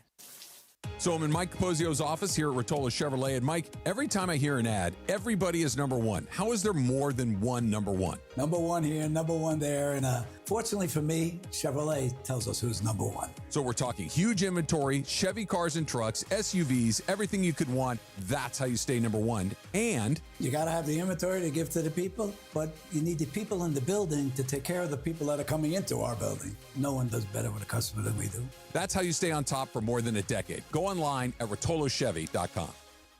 Hey guys, it's Sedano. Next time you're at my home away from home, LAX, look up. You'll see the future of travel in action. It's the all-electric Skylink train. It's now testing, and trust me, this is a game changer.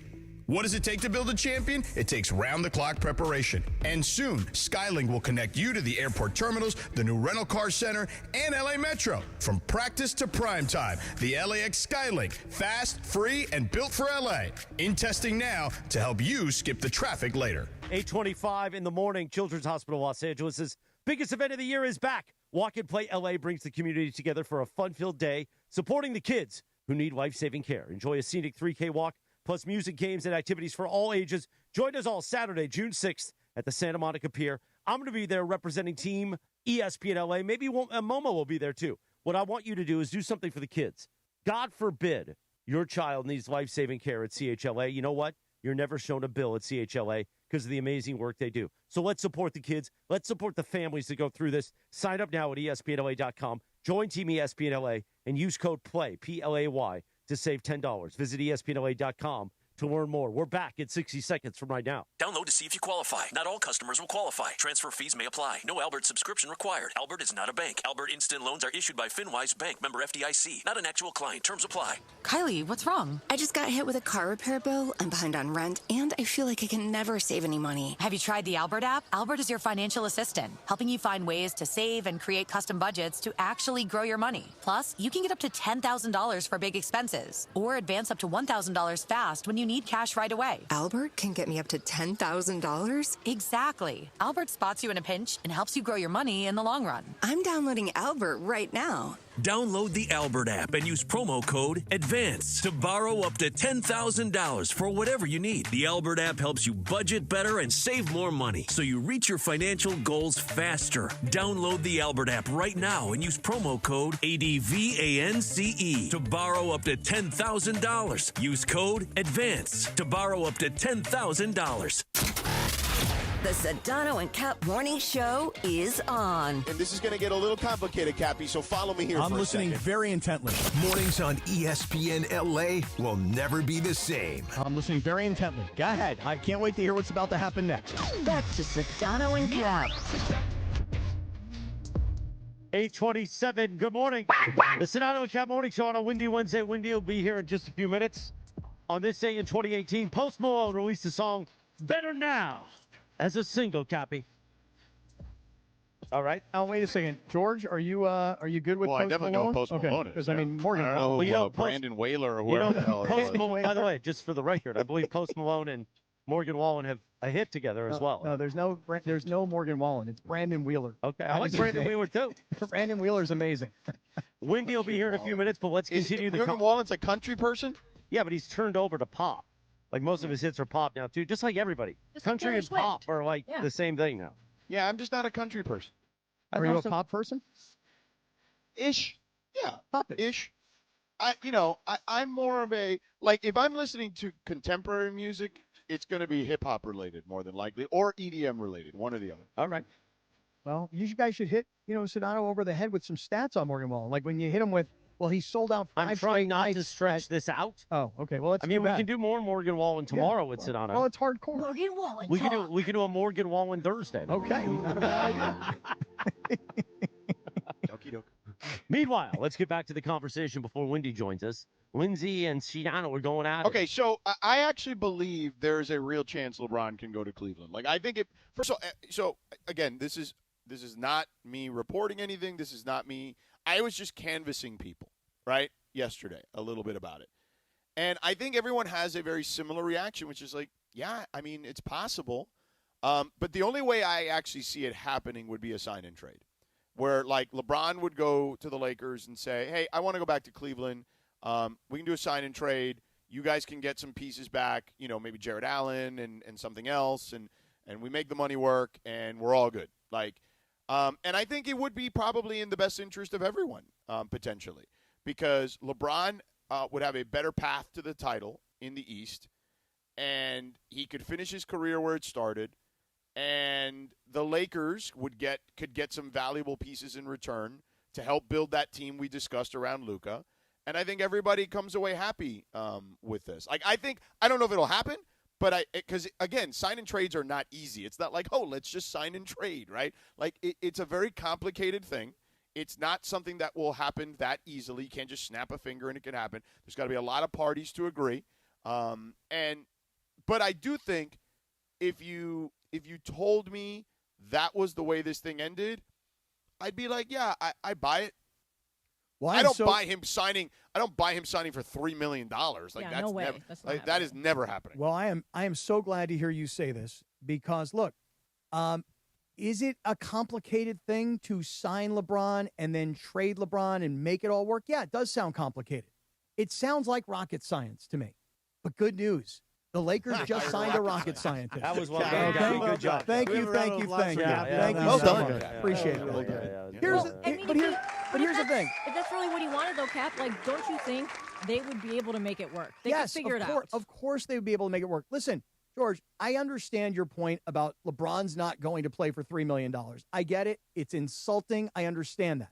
On the flip side, though, I could make this argument, which is, how could this ever be about money? I understand the difference between $30 million and $3 million is $27 million, and that's a lot of money. I get it. But it's really not about the money per se, in as much as it's about the ego. Let me explain something to you. Weren't you the one that told me that Dwayne Wade said he ain't taking a discount? He did say that. Dwayne Wade said that LeBron James is not playing for a discount. Exactly. Yeah. No, so it's fine. He's not going to. It's he's not going to torpedo his value. And he shouldn't have to. Now, if he gets again, and this is just a very hypothetical discussion. Mm-hmm. Okay? Torpedo bats. Sorry, you said torpedo. Okay. I said yes. Right. But we weren't talking baseball. Is that like a Pavlovian response you just had there? Exactly. Okay. But let's just say for argument's sake, right? Let's go through this exercise. All right, let's do it. Let's say that the sign and trade is a possibility, and it's for Jared Allen or whatever, and he's going to make roughly close to just under $30 million. If you're LeBron, and let's just use 30 to make the number simple, okay? Even though it's not necessarily 30. If you sign and trade LeBron for $30 million to Cleveland, LeBron, in his last year, regardless of where he is, but I would say especially so in Cleveland, I think could make up said money in insane endorsements if he announces, hey, this is my last year, blah, blah, blah, yada, yada. Well, that could happen anywhere, okay, including Los Angeles. Cleveland's even more lucrative. I believe so. I do, too. That's just my own personal opinion, okay? We share. And I've said this before. I think that LeBron coming to the Lakers, in retrospect, was not the best thing for the overall NBA because you lost your biggest star in the biggest television window, okay? And you combined forces with the greatest force in the sport, yes, but from a television perspective, and sports, you know this as well as anyone, Cap, sports and television, they are mano a mano, okay? And that's what drives the bus. Him playing in a window where only a third of the country can watch him play his full games, in retrospect, to me, was not the best thing for the NBA. That's not his problem. He did what he thought was best for him, which is what he should have done. And the Lakers benefited from it by winning a championship. And they did what was best for them. So, but I think if it were me advising him, okay, and Lord knows that will never happen, I would say, hey, I think this makes the most sense for you. You can go to the East. East is easier. Like, I think the Knicks are good. They're not like this they're not the Spurs and the Thunder, like, in your way, in my opinion. So I would do that. And then you still help the Lakers out on your way out because you want the money, understandably so. And it's still a huge pay cut for him. But it would make sense to me to do it that way. Joining the conversation, the one and only on a Windy Wednesday, Brian Whitehorse now there on the satellite phone. Windy, good morning. I have to start with an apology. I inadvertently pocket dialed George. FaceTime last night, yes. In the middle of the game. Wow. Yes.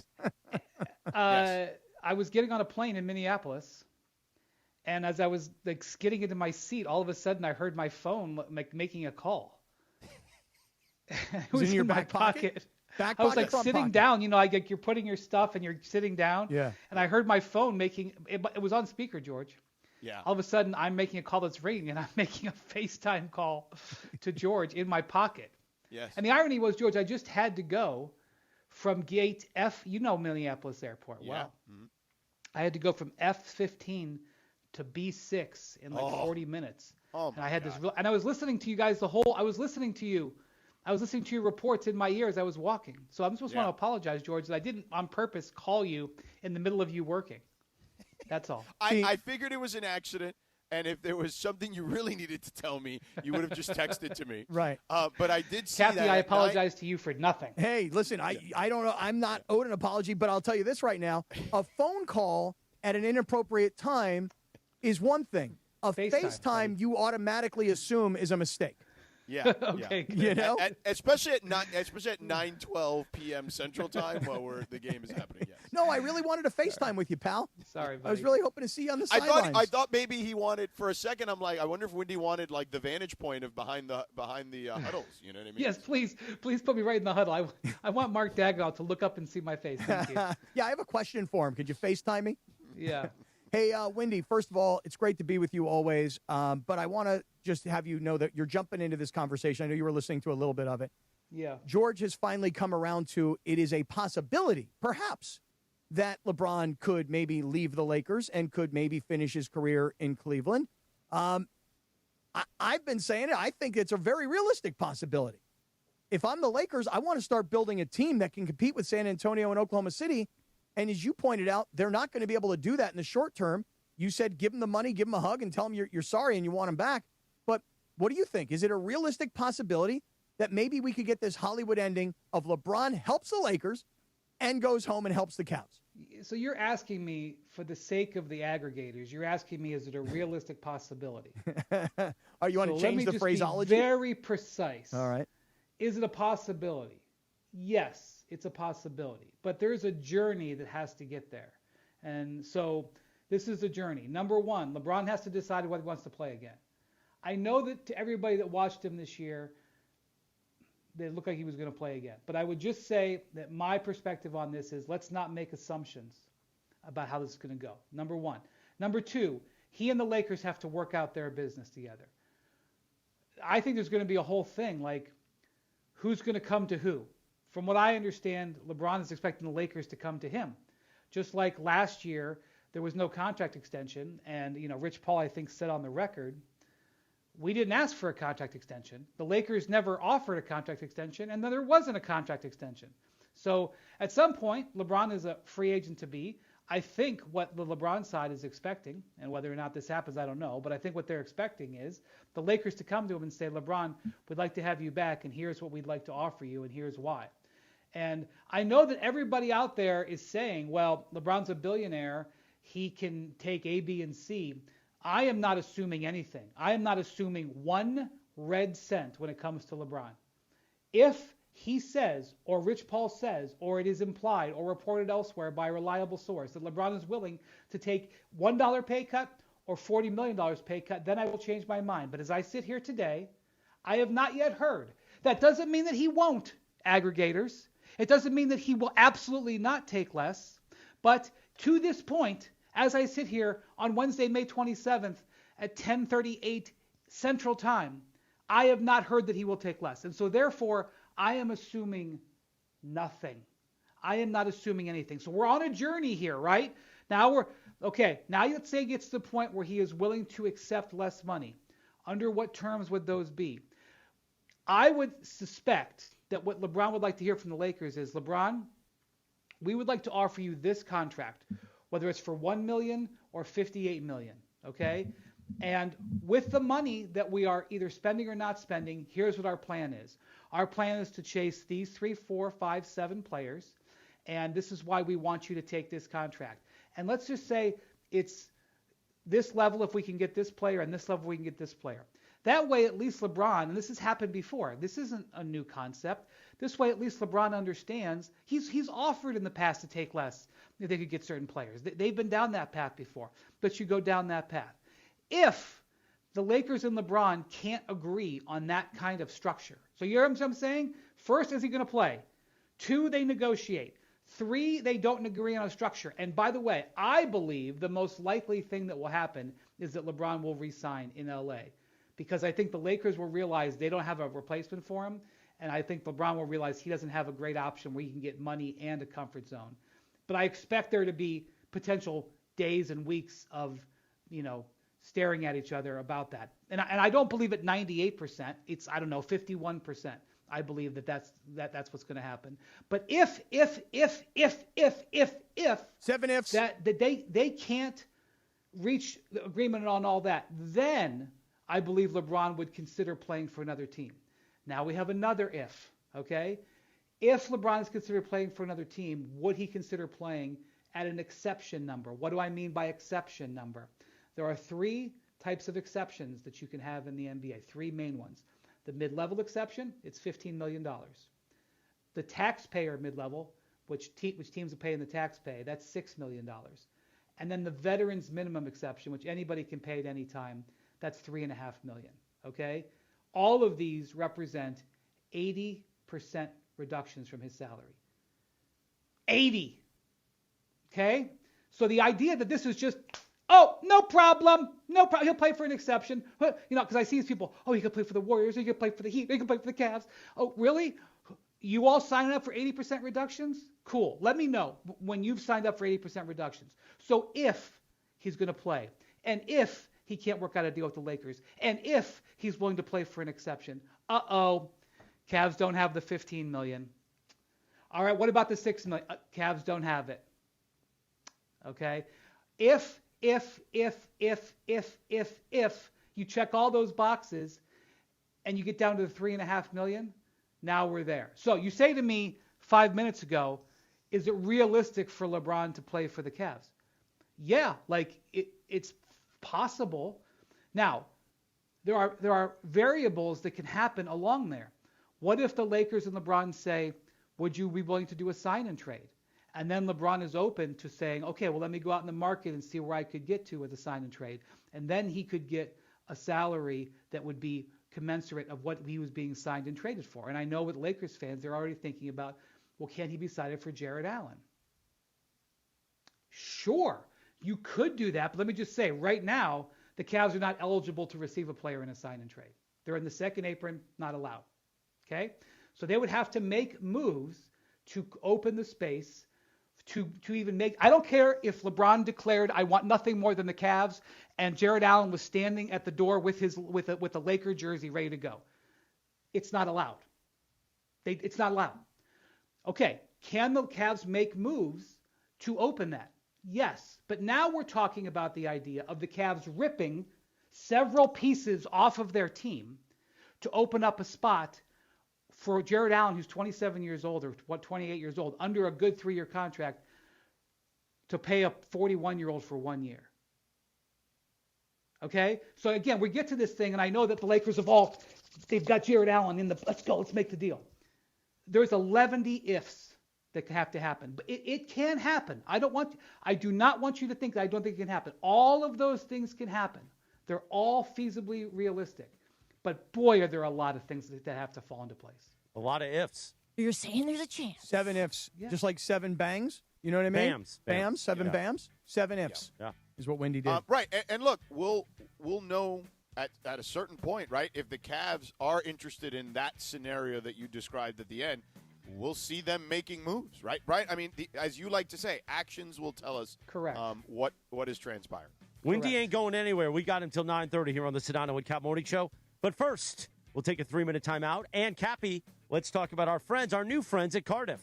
Yeah, so I mentioned this earlier, and already I've received by text from one of our listeners that somebody has already put in an application for a business loan through Cardiff. Here's the problem, everybody. If you're a small business operator, let's say you are a construction company, you're a contracting company, you're in the HVAC business, plumbing, you're an electrical contractor, roofing, maybe you own a restaurant and you're in food services, bars and restaurants, you're a fitness person, you got a gym or a studio of some kind, you would like to scale your business and you don't have the cash to do it. So the problem is that big banks have tightened their underwriting and they're approving fewer small business loans than ever before. And then if you're a small business owner like me, like you guys, now you're leaving owners stuck in a paperwork-heavy process that could take weeks or months. You don't have weeks or months.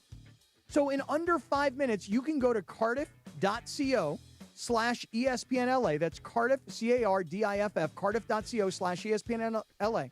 And in under 5 minutes, you can fill out an application.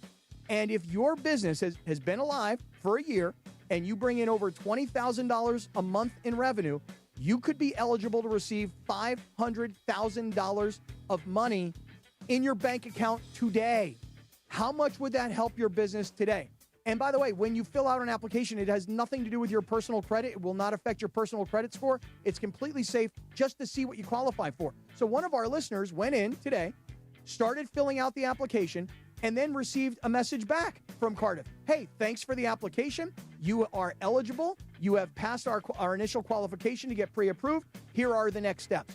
Guys, I'm telling you right now, if you are a small business operator and you need money to scale, Cardiff can help you, as they have helped thousands of businesses, as they have deployed billions of dollars over their 20-year career. They're Southern California based, and they can help your business. Go to Cardiff, Cardiff, cardiff.co/ESPNLA. That's cardiff.co/ESPNLA. It'll take you less than 5 minutes, and you could have your money in your business bank account today. Thank you, Cappy. More of Windy, Brian Windhorst on a Windy Wednesday in 3 minutes from right now. This is the Sedano and Kap Morning Show. What if I told you the next great story in Los Angeles isn't happening on the court? It's happening in Glendale. Hi, it's Momo, Ramona Shelburne. At Hyundai of Glendale, it's not just a grand opening, it's a fresh start. Right now, lease a brand new 2026 Hyundai Palisade SE for just $299 a month. Comes with owner's assurance and America's best 10-year, 100,000-mile powertrain limited warranty. Call 818-222-8000 or check them out, HyundaiofGlendale.net. $299 per month plus tax. Close in lease for 24 months. $43.99 cash due from customer plus $500 lease cash. $48.99 due at signing plus government fees and tax. Unapproved above average credit through HMS. No security deposit. 7,500 miles per year. 20 cents per excess miles. Expires 5/31/26. I'm a health assistant. I work in public education. I'm a contractor. I have 3 jobs. I work 6 days a week. It is very expensive to live in California. Healthcare is unaffordable. Utilities are skyrocketing. Tom has been fighting for Californians for years. Tom Steyer helped get free school lunches for children. Tom took on big oil, big tobacco, big corporations. When Tom is governor, he'll fight for us, not them. Tom wants to cut utility rates by 25%. Deliver single-payer, guaranteed health care. Take on the big corporations and make California affordable. Javier Becerra has taken thousands from big oil. With Becerra, it's not going to get better for working people. Tom can't be bought. That's why working Californians like me are getting behind Tom Steyer. Together, we can beat the special interests. I can't do it by myself. I need you guys to be with me, and we need to do this together. Vote Tom Steyer for governor, June 2nd. Ad paid for by Steyer for Governor 2026. 8:47 right now. Summer is calling at SeaWorld San Diego. Callers number 7 and 10 right now. 877-710-ESPN. 7 and 10, you're going to win a family 4-pack to SeaWorld San Diego. Nothing like summer. It's SeaWorld, Jack. Ready for sun-soaked adventures? SeaWorld San Diego is the perfect summer and nighttime destination. Just a short drive away, or take the train like I do. Plus, experience the brand new Shark Encounter now open. Callers number 7 and 10 at 877-710-ESPN. You win. The Sedano and Kap Morning Show, more windy in 90 seconds. Waba Grill is an LA original, so we've got to keep it real. Real fresh with our Asian-inspired menu that's grilled to order every time. Real quality with our marinated proteins like hormone-free chicken, ribeye steak, wild-caught salmon, and shrimp. Head to Waba Grill for $5 happy hour, weekdays after 3 p.m. and try our new Chili Crisp dumplings, paired with a premium or beverage drink, like our delicious Thai tea, both for only $5. Only at Waba Grill. It's for you. We all hear the radio ads about the IRS. They tell you to be afraid, to be scared, and they try to frighten you into calling. I'm not here to do that. Tax Relief Advocates is different. TRA is here to tell you that if you owe money to the IRS, whether it's $5,000, $50,000, or $500,000, we have a solution. It doesn't matter if you're sitting in your car, at work, or with your kids. No matter where you are, call now. 800-575-6759. Don't lose hope. TRA can eliminate or reduce what you owe to the IRS. Generous programs are now available that can give you a fresh start. Our passion is taxes and helping individuals fix their IRS problems. We have over 1,000 5-star reviews on Google and an A+ with the Better Business Bureau. You don't need to be afraid of the IRS any longer. End your tax nightmare today by visiting us online at TRA.com or call 800-575-6759. That's 800-575-6759. Tax Relief Advocates. Real solutions for real people. It's time for the Wild Fork Foods Yacht Rock Song of the Morning. It's time for the Wild Fork Foods Yacht Rock Song of the Morning on the Sedano and Kap Morning Show. Wild Fork, your neighborhood meat and seafood market. Now, he's put on his captain's hat. I am the captain. This is the captain's table. The captain sits at the captain's table. Captain Condiment has the Yacht Rock all queued up. Now. Yes, indeed. Nothing like a little summer breeze with Seals and Crofts. The only thing almost as enjoyable as a summer breeze is Brian Windhorst. Windy on a windy Wednesday with us. God, Morales, I love that 7-Eleven hat. Don't you like it? Our friends at 7-Eleven. The 7-Eleven Coffee Club. That's where I get my coffee, Jack. Although I will give you credit, this morning, to your credit, you did call in an order or you used the app. The Starbucks app. And I'm by the such way, a moron. So get this, Sedano and Windy, you'll enjoy this. I order an iced coffee because that one really gets in my heart and gets me flowing when I'm a little tired. Mm-hmm. And I slept late this morning. So I'm like, I order my $4 coffee or whatever. And I'm like, Cappy, you want anything? He's like, yeah, I'll take a small vanilla latte. I'm little like, teeny okay. tiny one, yeah. And then he's like, by the way, you getting food? I'm like, what do you want? I'm not getting food. Yeah, I wanted those little egg bites. So then it's an $18 Starbucks order. Okay, but on the other hand, I mean, just to be fair, I mean, yesterday I did walk to Whole Foods and I did pick out a lot of nice, healthy, clean food for you. And not only did I buy it, I delivered it. So, I mean, come on. I mean, it's an even trade, don't you think? Yeah, but now I'm going to buy lunch. But nobody, this doesn't matter right now. We could do this in the YouTube hour with Windy. He'll be with us until 9:30, Sedano. Well, Wendy, why don't you pick it up, man? I mean, so you've laid out all these scenarios, okay? Every scenario you laid out about LeBron and how it's a journey and how difficult it would actually be. It's not so easy to have LeBron be signed and traded or to expect LeBron to go someplace else and to take a whole lot more money. In the end, though, I tend to agree with you, which is I actually still think he'll wind up finding his way back to the Lakers. I think the Lakers will do what you suggested about 2 weeks ago, which is they're going to give him a hug. They're going to say, we appreciate you. And you know what? Let's give it one more year. Let's give it one more shot. That's how I think it will ultimately go down. What do you think? Yeah, so that story that Dave McMenamin wrote and the sentiments that came out of that story at the end of the season, that was a negotiation. LeBron's comments on his Mind the Game podcast last week was a negotiation. The negotiation is open. So, and, you know, this is the way it goes. And so, like I said, as any negotiation may go, at the beginning and middle of it, the two sides may be like, I don't know about this, or even stronger sentiments. Hey, listen, I'm prepared to listen to a plan that has the Lakers signing LeBron for a number that is more than anybody else is willing to pay for him. Because, you know, that's the one gray area here is that the Lakers, if they're bidding on LeBron, they're probably bidding against themselves at a certain number. Because while LeBron's production is still at a, you know, we can debate about whether it's at a $50 million level, whatever. It's still very valuable what he's producing on the court. I don't think that any of the teams that have salary cap space, Chicago, Brooklyn, Utah, I don't think any of those teams are interested in signing a 41-year-old to a very short contract. And I don't think he was interested in going anywhere because they're going anywhere. So once you go above the $15 million, which is like what Golden State theoretically could pay him, you're kind of bidding against yourself, right? So that's just in an average negotiation. Then you have the thing where, you know, the Lakers, it's very important for the Lakers to take care of their superstar players. It is a brand equity maneuver that Jerry Buss started and I think has been very rewarding to the Lakers. And it's the reason that they gave Kobe Bryant the contract they gave him when he was coming off the Achilles. You couldn't justify that contract by, you know, his value in the league at that time, but he was being paid a fraction of his worth to the Lakers organization.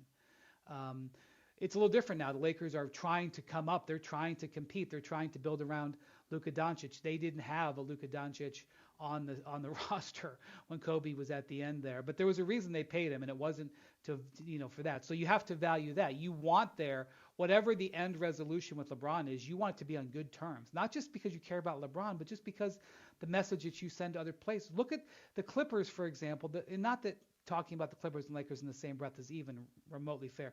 You don't want the Clippers' reputation about how they take care of player exits is not good. Mm-hmm. Okay, even though they did work with James Harden.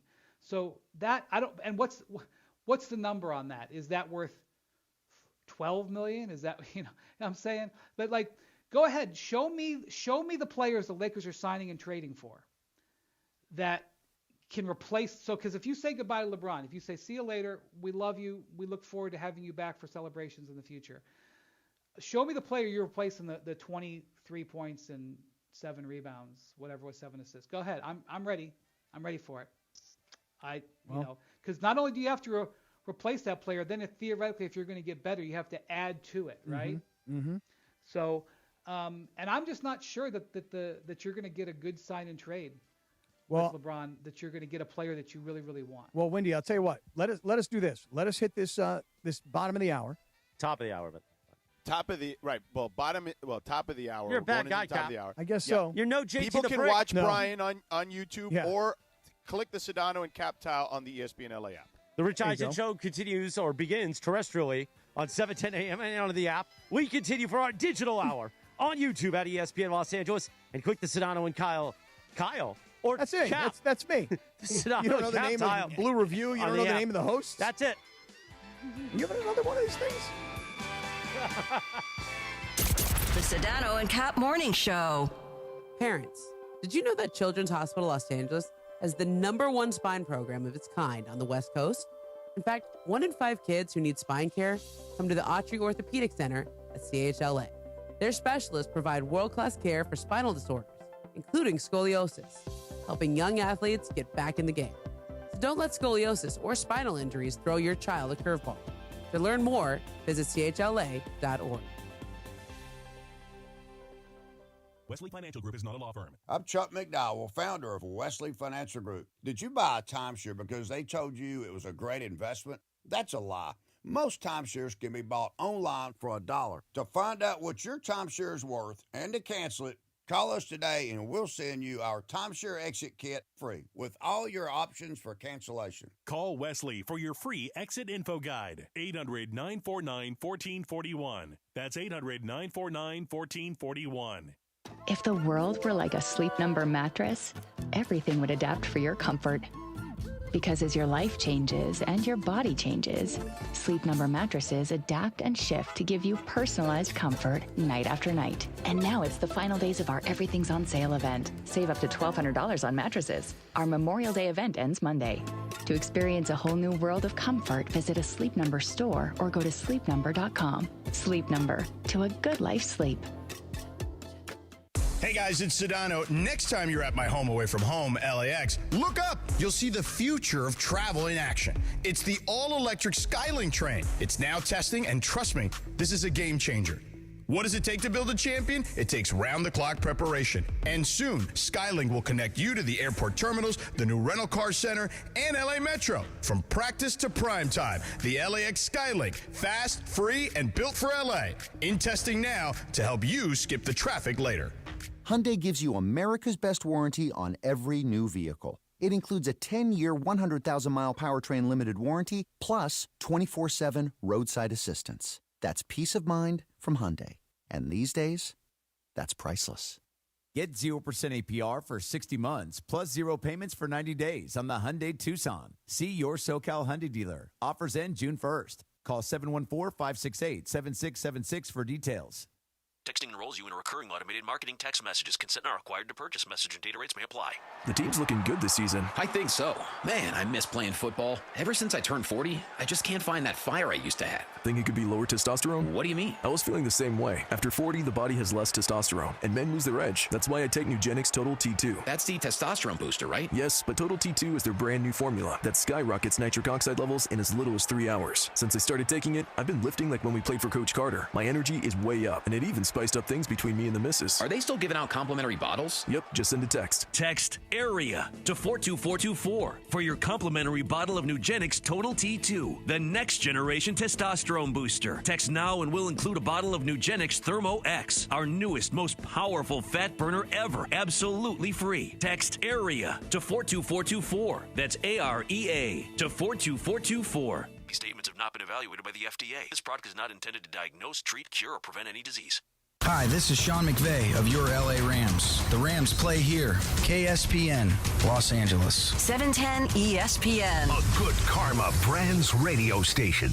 Oh, it's Windy Wednesdays on the Sedano and Kap Morning Show. Cappy, one of my favorite songs of all time, when they got together and sang All for Love, man. From All the for Three Musketeers soundtrack. Remember the Three Musketeers? Yes. That's kind of like you, me, and Sedano, but when Brian Windhorse is here, my Columbo brother, right, it becomes Windy, Cappy, and Sedano, which I'm okay with. You are. They are the Three Musketeers on Wednesdays.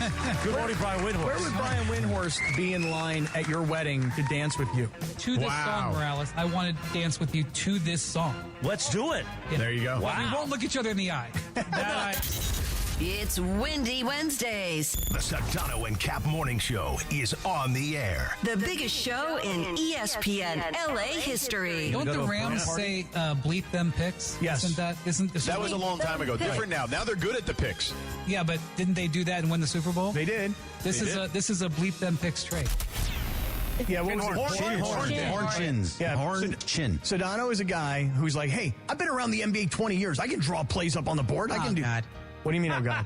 What do you mean? A little sabor. Yeah, I don't think people like being called hacks. You're the güero on the radio. Giant Mexican, horn section. Did you have me on your show to berate me? Is that what you're doing now? Give me a freaking break. I'm reacting to Art Bell. Yeah?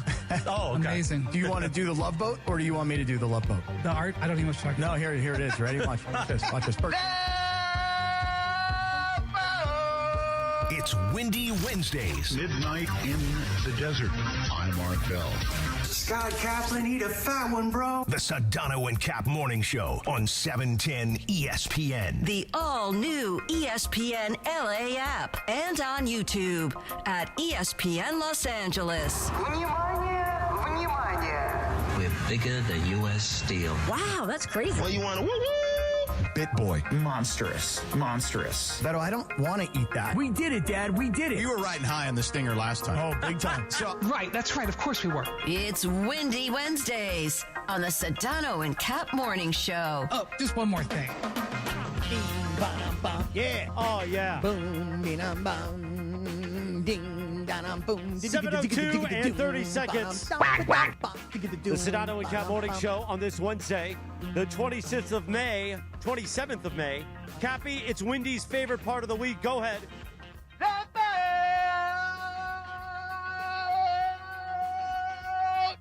We gather around to make digital greatness with Brian Windhorse on a Wednesday. God, I love Windy. Did we get his camera thing figured out? Yeah, we got him. Yeah, we're all good. Okay. I know a lot of people are there. Sam Boney's back there with Tim in the social media room. He's probably distracting Tim talking puck back there. Think so? You think he's talking about off-season moves for the Kings? Yeah, I think so, huh? Meanwhile, Brian Windhorse.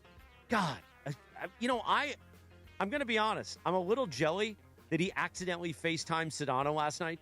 Because if he accidentally FaceTimed me, I would just jump to attention and be like, oh, let's talk Columbo. What do you think about season 4, episode 3?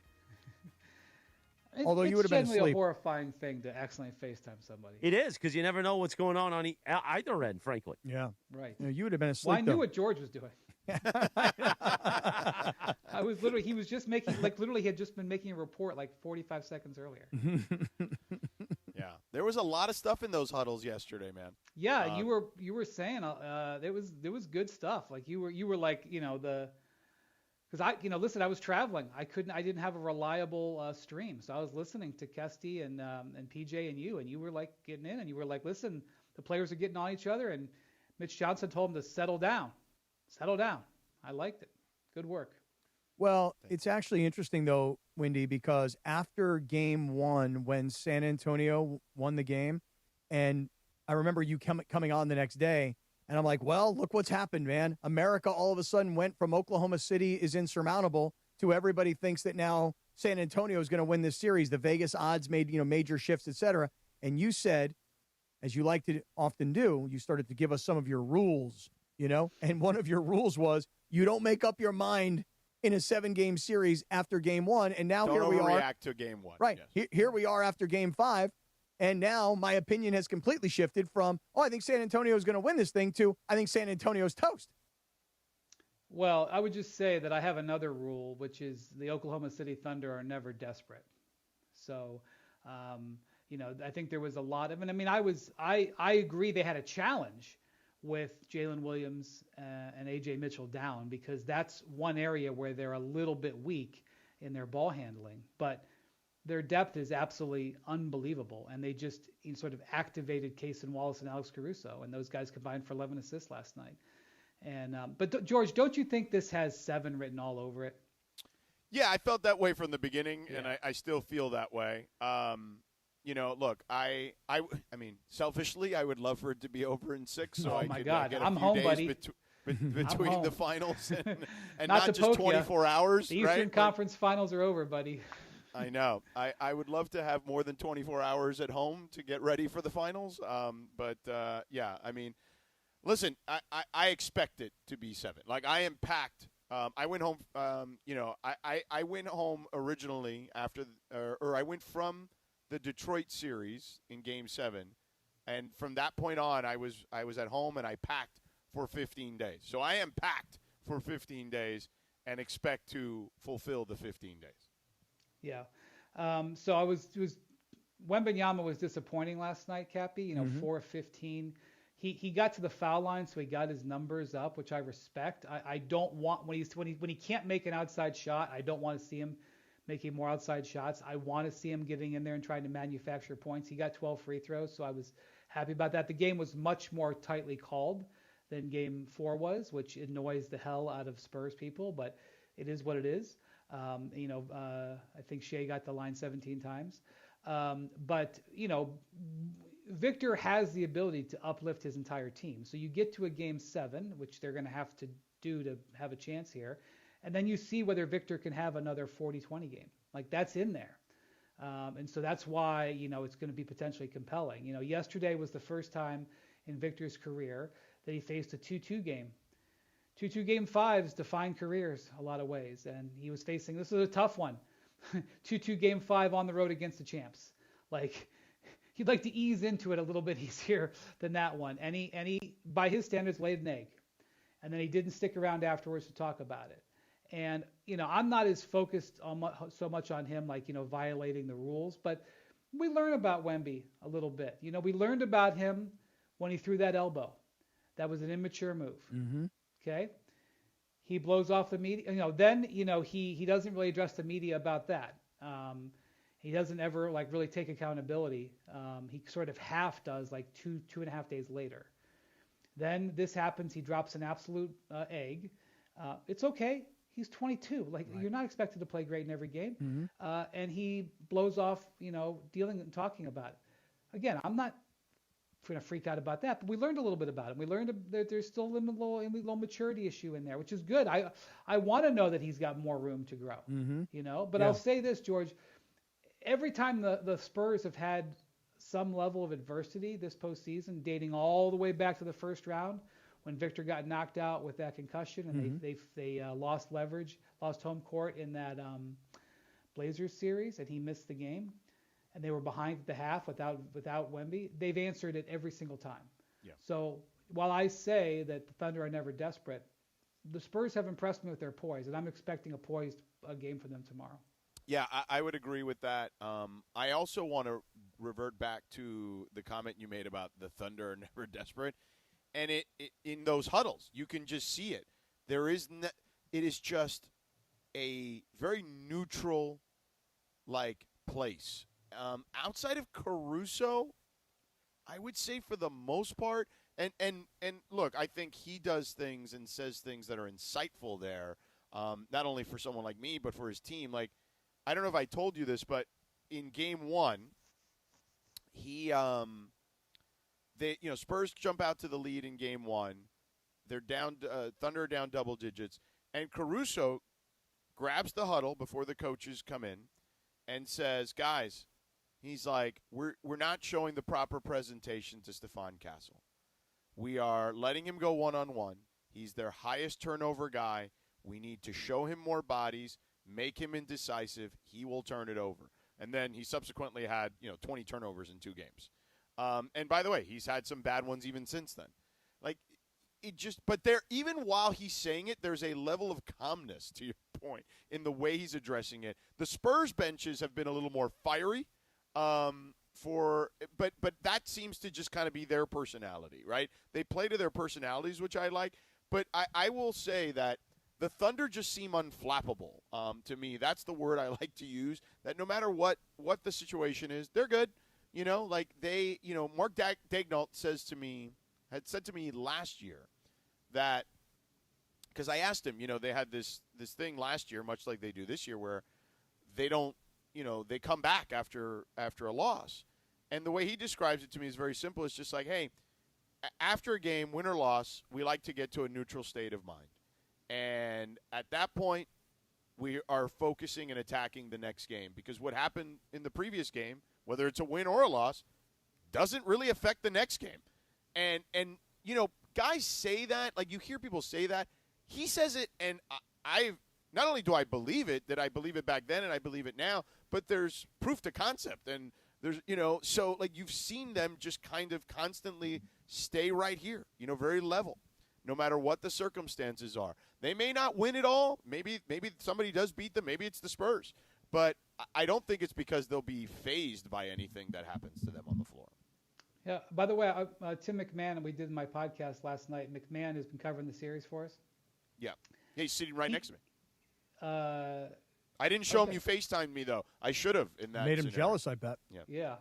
I would never FaceTime McMahon. I don't even have his number. He said that if he had a vote, which I'll bet he would, if it was a best of 5 series and last night was the end of the series, that he would have voted Alex Caruso as MVP Me of the too. series. Yes, me too. Yeah, which says a lot about Caruso. He has been the most impactful guy, yes. And, the thing is, he's, Shea is only shooting 38% in this series. Mm-hmm. They're really getting to him. Now, he's fighting.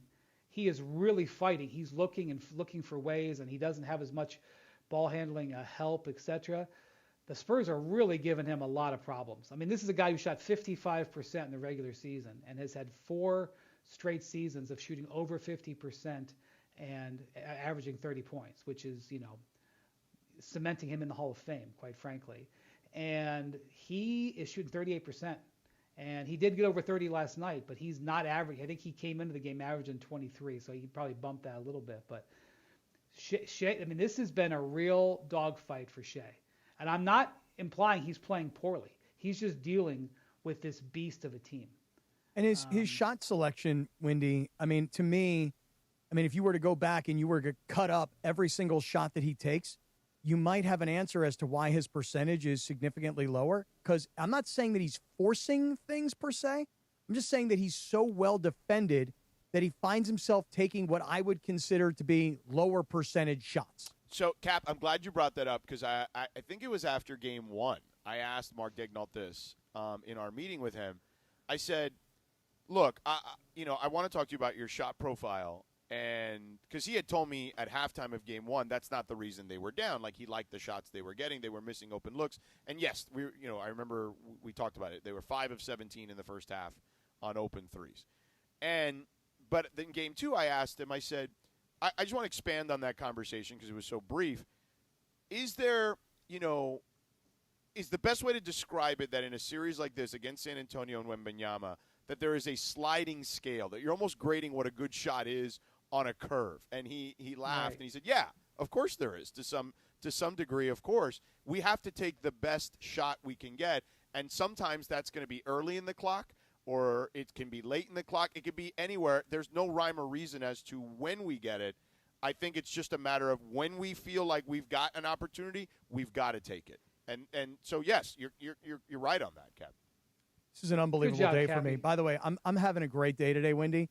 That I'm 2 for 2 today with Sedano. He's given me "you're right" twice today. I mean, this is like a real rarity. Job, I mean, it's amazing. Great job. Yeah, the first one wasn't a "you're right." It was "you're you're not wrong." You're not wrong. Right. So, You're not yeah, wrong. so it's you only weren't like like 100%. I'm going to pull back. I'm going to pull back a little bit. Yeah. Right. Yeah. Hey, can I tell you guys one of the plays from the game last night that I thought was one of the most amazing plays? And I'll be curious to hear what you guys think. So Keldon Johnson from the Spurs, he's battling his way into the paint, and he's got Chet in front of him. And I'm telling you, man, he lays a forearm into Chet. Chet, gets pushed backwards because he's he weighs the same as a piece of paper. And Johnson goes up and dunks right on top of him. at that moment in time in the game, I was like, oh, San Antonio's here for this tonight. Did you, George, I don't know where you were when you probably saw that play, but Wendy, did you see the play I'm talking about? That was, you talk about physical. You talk about taking it to somebody. That was an amazing play last night by Keldon Johnson. Well, I'm more interested in the physicality at the end of the game, George. Did you guys see this? What happened? Which part? Tell us. So when did the Spurs wave the white flag, George? With about 2 minutes or so left? Yeah, about roughly, yeah. I know McCain hit a couple of threes, right? Yeah. Mm-hmm. You're talking about the Mason Plumlee shot on Jared McCain?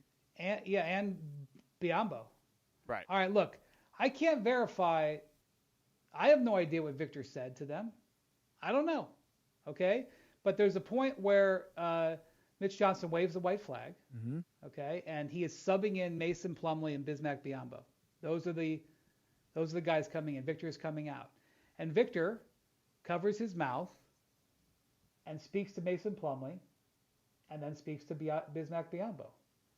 I have no idea what he said. Okay? Then they go out in the court and Plumlee cheap shots McCain in the back. Yes. Slams McCain in the back. Mm-hmm. McCain goes down. McCain turns around and is like, what the hell was that? And then McCain, in an interview with NBA TV after the game, they asked him, and McCain says to Plumlee, which, by the way, that's Duke on Duke crime now. Mm-hmm. Now, I understand you're more loyal to your team. I'm just saying, let's point that out. And McCain's like, Plumlee played at Duke 10 years before McCain ever got there. But McCain goes, what was that about? And Plumlee, according to McCain, says, I got another one for you too. All right. So then another possession or so later, McCain's going in for a layup. Biyombo puts him on his back. Not a dirty play, but certainly a hard foul. Hard foul. So, and very quickly after that, Dagnall gets McCain out of the game. And McCain was fine. He was laughing about it after the game. But they send in the two end-of-bench big guys, and they immediately have one of them was, I would say, was a cheap shot. The Biyombo play was just a hard foul. Yeah, no, the Mason Plumlee one was rough. Yeah. Right. That's one that, could have been reviewed, frankly, because you could argue there was wind-up. I did not want to review at that point, to be clear. Yeah, right. But, people noticed that they saw Victor say something. Again, I am not accusing anybody of anything. I'm just saying that, and we'll never know because Victor did not speak to the media last night. So. Well, I think that's one of the things that we were talking about earlier today. My complaint, if you will, of Victor's performance last night was not because I'm some really smart basketball observer, hardly. It was because I was watching the NBC Peacock broadcast, and Jamal Crawford kept bringing up over and over again, why is he not going to the paint? That's where he's most effective. This is talking about Wemby. Why is he not in the paint? And I said to George earlier, I said, look, to me, he's 0 for 5 from three-point range. He's having a really rough night shooting 4 for 15. And you've got guys like Hartenstein and Chet and even Shea and Caruso, and they've just got hands all over him. And it just seemed to me like from a physical perspective, he either got tired, got beat up, and just decided to settle for what were kind of very weak and off-the-mark three-point shots. I just wonder about how he's reacting, Victor Wembanyama, to the physicality that he's facing. George, don't you think that both teams are being somewhat physical? Oh my God, yeah. What Cappy was talking about. Here's the thing: when you're Chet or Victor, their whole lives they've been playing up against guys who are shorter than them, but stronger than them, and because they're so tall, their advantage is mitigated by their lower center of gravity. It's easier to knock Victor Wembanyama off balance than it is to knock Draymond Green off balance. But Draymond will never be as tall, right? So when Draymond plays Victor, he's up into his midsection, and you're holding and grabbing his midsection. I think they've both been physical with each other. The book on Wemby, as much as there can be, I don't think there is a book on Wemby. I think he ultimately will get to the point where he's becomes virtually unstoppable. And the book on Chet, not that Chet's nowhere near the same level of offensive threat, is to do that. So they're both doing it, and they're both going to scream about it. The nature of basketball in the playoffs is that you foul the hell out of a guy on one end and say we didn't foul, and then claim that you got fouled on the other end. That's the playoffs. That's what you do. The Thunder are particularly adept at it, and take it to the nth degree. They push it to the nth degree, which is one of the reasons why they're the champs. But you know what I equate this to? I'm going to speak in Cap's language. Cap's an NFL guy. Thank you. Cap, this is like watching Ravens Steelers. Good comparison. These are two very physical defensive teams. You watch Stephon Castle. The reason Shea is also having some challenges too, because the point of attack is already very difficult for him, let alone what's behind him. With Wembanyama and everyone else. But Stephon Castle is a very physical player. Like Mitch Johnson told us during the Portland series, he's like, look, I understand because of his physicality, he's going to pick up 3, maybe even 4 fouls. I just can't have him pick up the cheap ones. And unfortunately, because he's so young, he does pick up a few of those. And Keldon Johnson picked up a few of those. But yes, to Brian's point, and Brian, there's no doubt, and I'm not even talking yet about guys like Devin Vassell, who's been fantastic defensively in this series, and Champagny has played very well, I thought, defensively at times. Johnson has been very physical for the Spurs.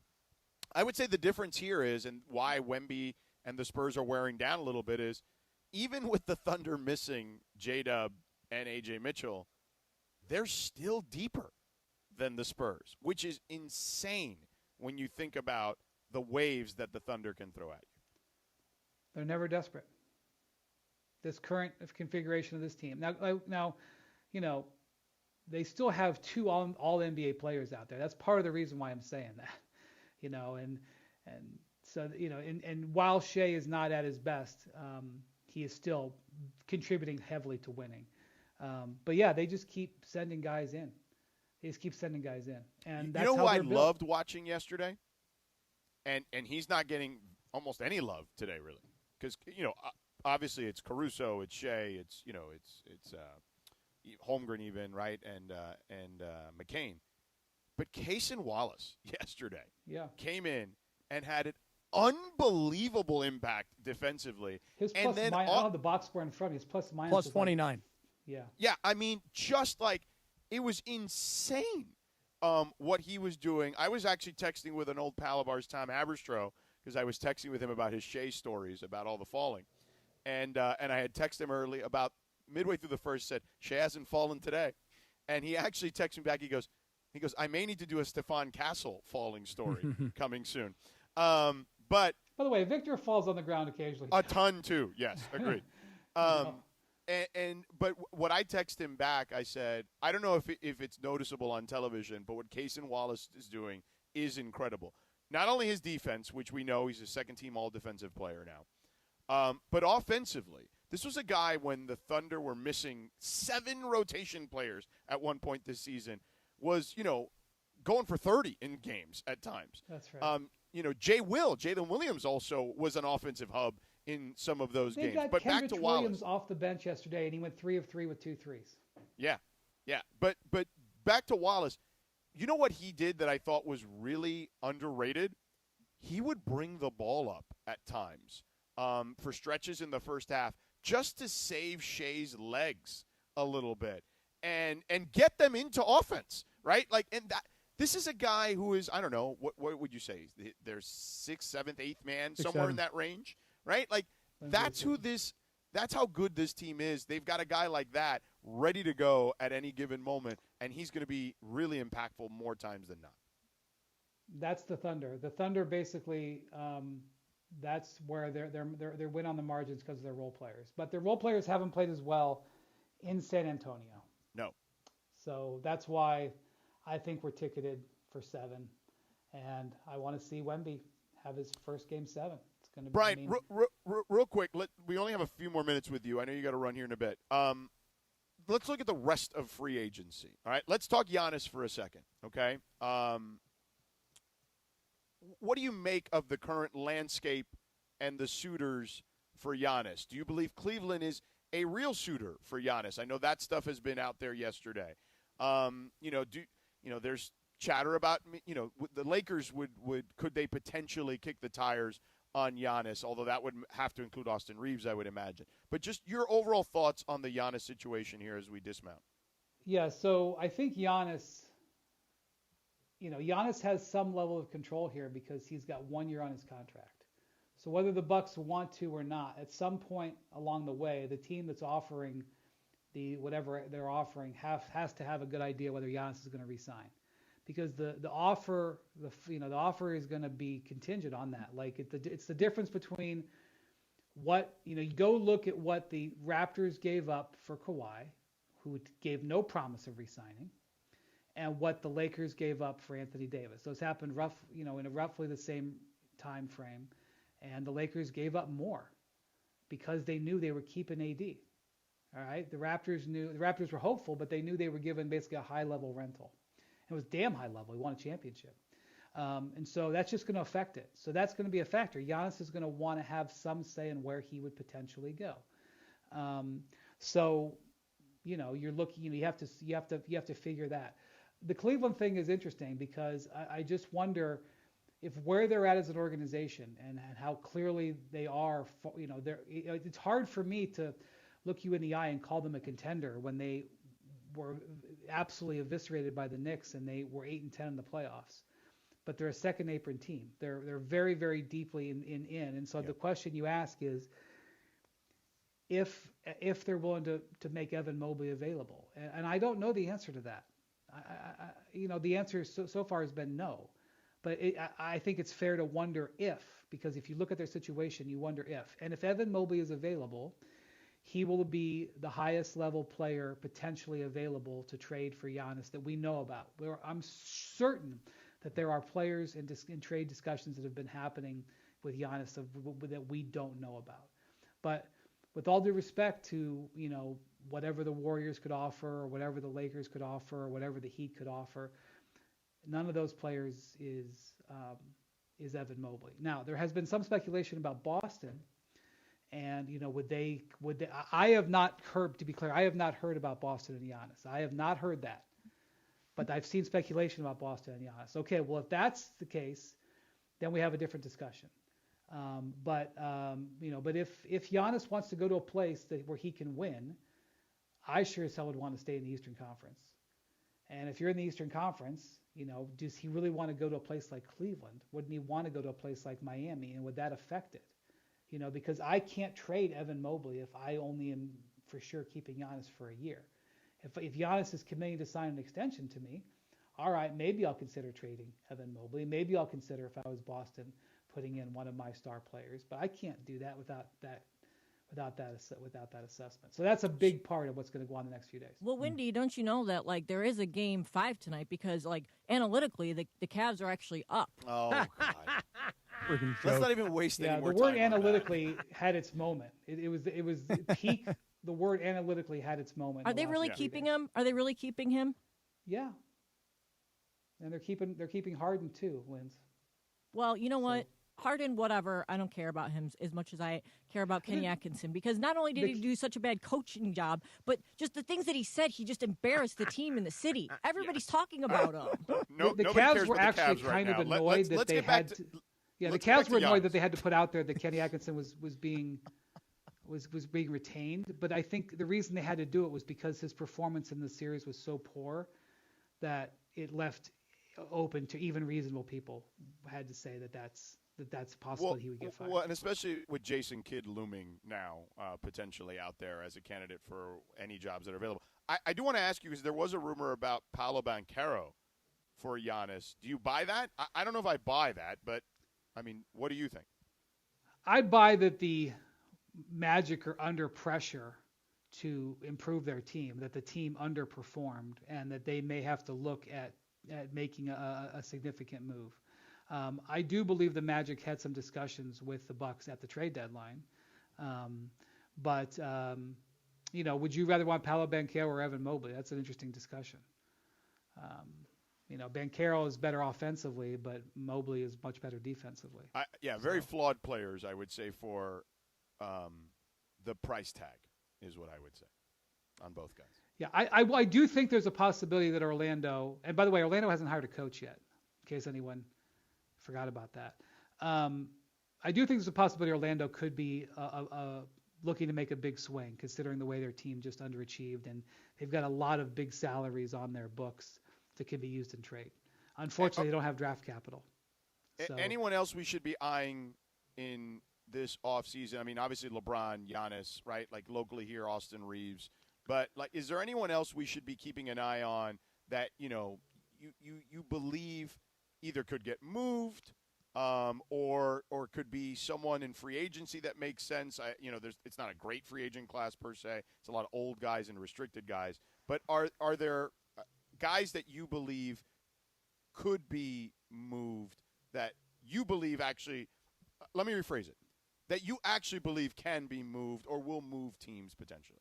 So I think the Lakers, a big decision that the Lakers are going to have to make is whether they go after any of those restricted guys with an offer sheet.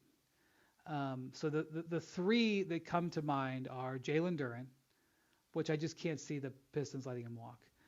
Walker Kessler, who would be a good fit for what the Lakers need, but what you'd have to sign him for to pry him out of Utah. Like I think there's a number that Utah won't match. This is the thing. Is there something up in Utah? Or what was it, the phrase that you phrased? Well, Utah has a ton of money committed to Lauri Markkanen and Jaren Jackson. Yeah. And they're going to want to re-sign Keontae George, their young guard. And Walker Kessler is like their fourth or fifth best player. There's some number that it doesn't make sense to match on. And so, but then if you sign Walker Kessler to that number, then you have to have him at that number, because he probably shouldn't be your second best player. And if you got to pay him like your second best player, but like there's probably a number that they could get Walker Kessler for. Like if they offer Walker Kessler the max, I just don't think Utah can, they would be facing significant problems if they matched at the max. So like, Kessler is a guy like the Lakers probably have to really look at. Like, is this something we want to do? Because we point out, he's had significant injury problems, and he's not a good offensive player. You'd be paying the max for a guy who's a very good defensive player. But that's a discussion. And then you've got Perry Watson. Why did I say Perry Watson? Peyton Watson. I would say Perry Watson. Peyton Watson, who the Nuggets are stressed financially, and their ownership doesn't love paying the tax, and you could probably get him out of there. Again, there's a number that if you signed Watson to, you could get him, I believe. But then you have that player. And again, if you're paying him akin to what you're paying Austin Reeves, is that the team you want to build? Do you want to have Luka, Reeves, and Watson all there? I'd rather have another year of LeBron, to be honest with you. This is where we get back into this. I'd rather just pay LeBron that. If I'm not over the moon in love with a player that I know I can get. Because if you give Watson a contract that you like, because you might just say, well, just give him less, offer him less money. Well, then the Nuggets will match, right? The only way you can get that guy is to basically outbid. If I don't love a free agent, if I don't say, oh my God, if you can get this player, it puts you on the edge of the Thunder, I would just keep LeBron. Oh my God, I don't know. That's that. I mean, I suspect that's where the Lakers are going to get to in 1 month. I think LeBron's going to be like, I don't really like the idea of taking a $35 million pay cut to go force my way into another team. I sure as hell don't like the idea of taking a $50 million pay cut. As beautiful as it would be to go to Cleveland, I'm not sure he wants to take a $50 million pay cut. And let's say the Cavs move a player and they can get into the taxpayer mid-level, then they can offer him $6 million instead of $3 million. And let's say the Lakers are like, LeBron, what about $25 million? Because maybe we can re-sign Reeves, you can re-sign Hachimura, you can go out and add another piece, and they could probably bring LeBron back for $20 million. I think that's a reasonable thing to do. After everybody goes through their whole processes and everything like that, I just think I'd like to have that player back. That's where I suspect they're going to land, but I could be wrong. Hey, Wendy, just before you go, with the Knicks sitting around waiting and resting, do you give the Knicks, I think 2 weeks ago I would have said it doesn't matter, whoever wins the Western Conference is going to win the NBA Finals, but now maybe I'm caught up in what the Knicks did to the Cavs. Are we giving the Knicks a shot regardless of who they play? Yes. Okay. Hell yes. I mean, I do think the Knicks are going to be in for a culture, a complete environment check when they go to Oklahoma City or San Antonio and feel the defense. Because the level of defense that the 76ers and the Cavs played compared to the way that the Spurs and the Thunder play is laughable. So this where they're scoring 130, where they're easing into games, putting up 40 points in these first quarters and going, yeah, this is going to be a good night. That's going to be gone. Like, no more hunting James Harden and then putting him into a blender 13 times out of 15 possessions. So I think that they are going to be in for a shock. In fact, I am going to declare very, very strongly not to beyond my normal rules about not overreacting to game one. Yeah. I am going to hard lean into that. And I'm going to say, I don't care if the Spurs or Thunder beat the Knicks by 40 in game one. Don't overreact to it because of the culture shock of the defense.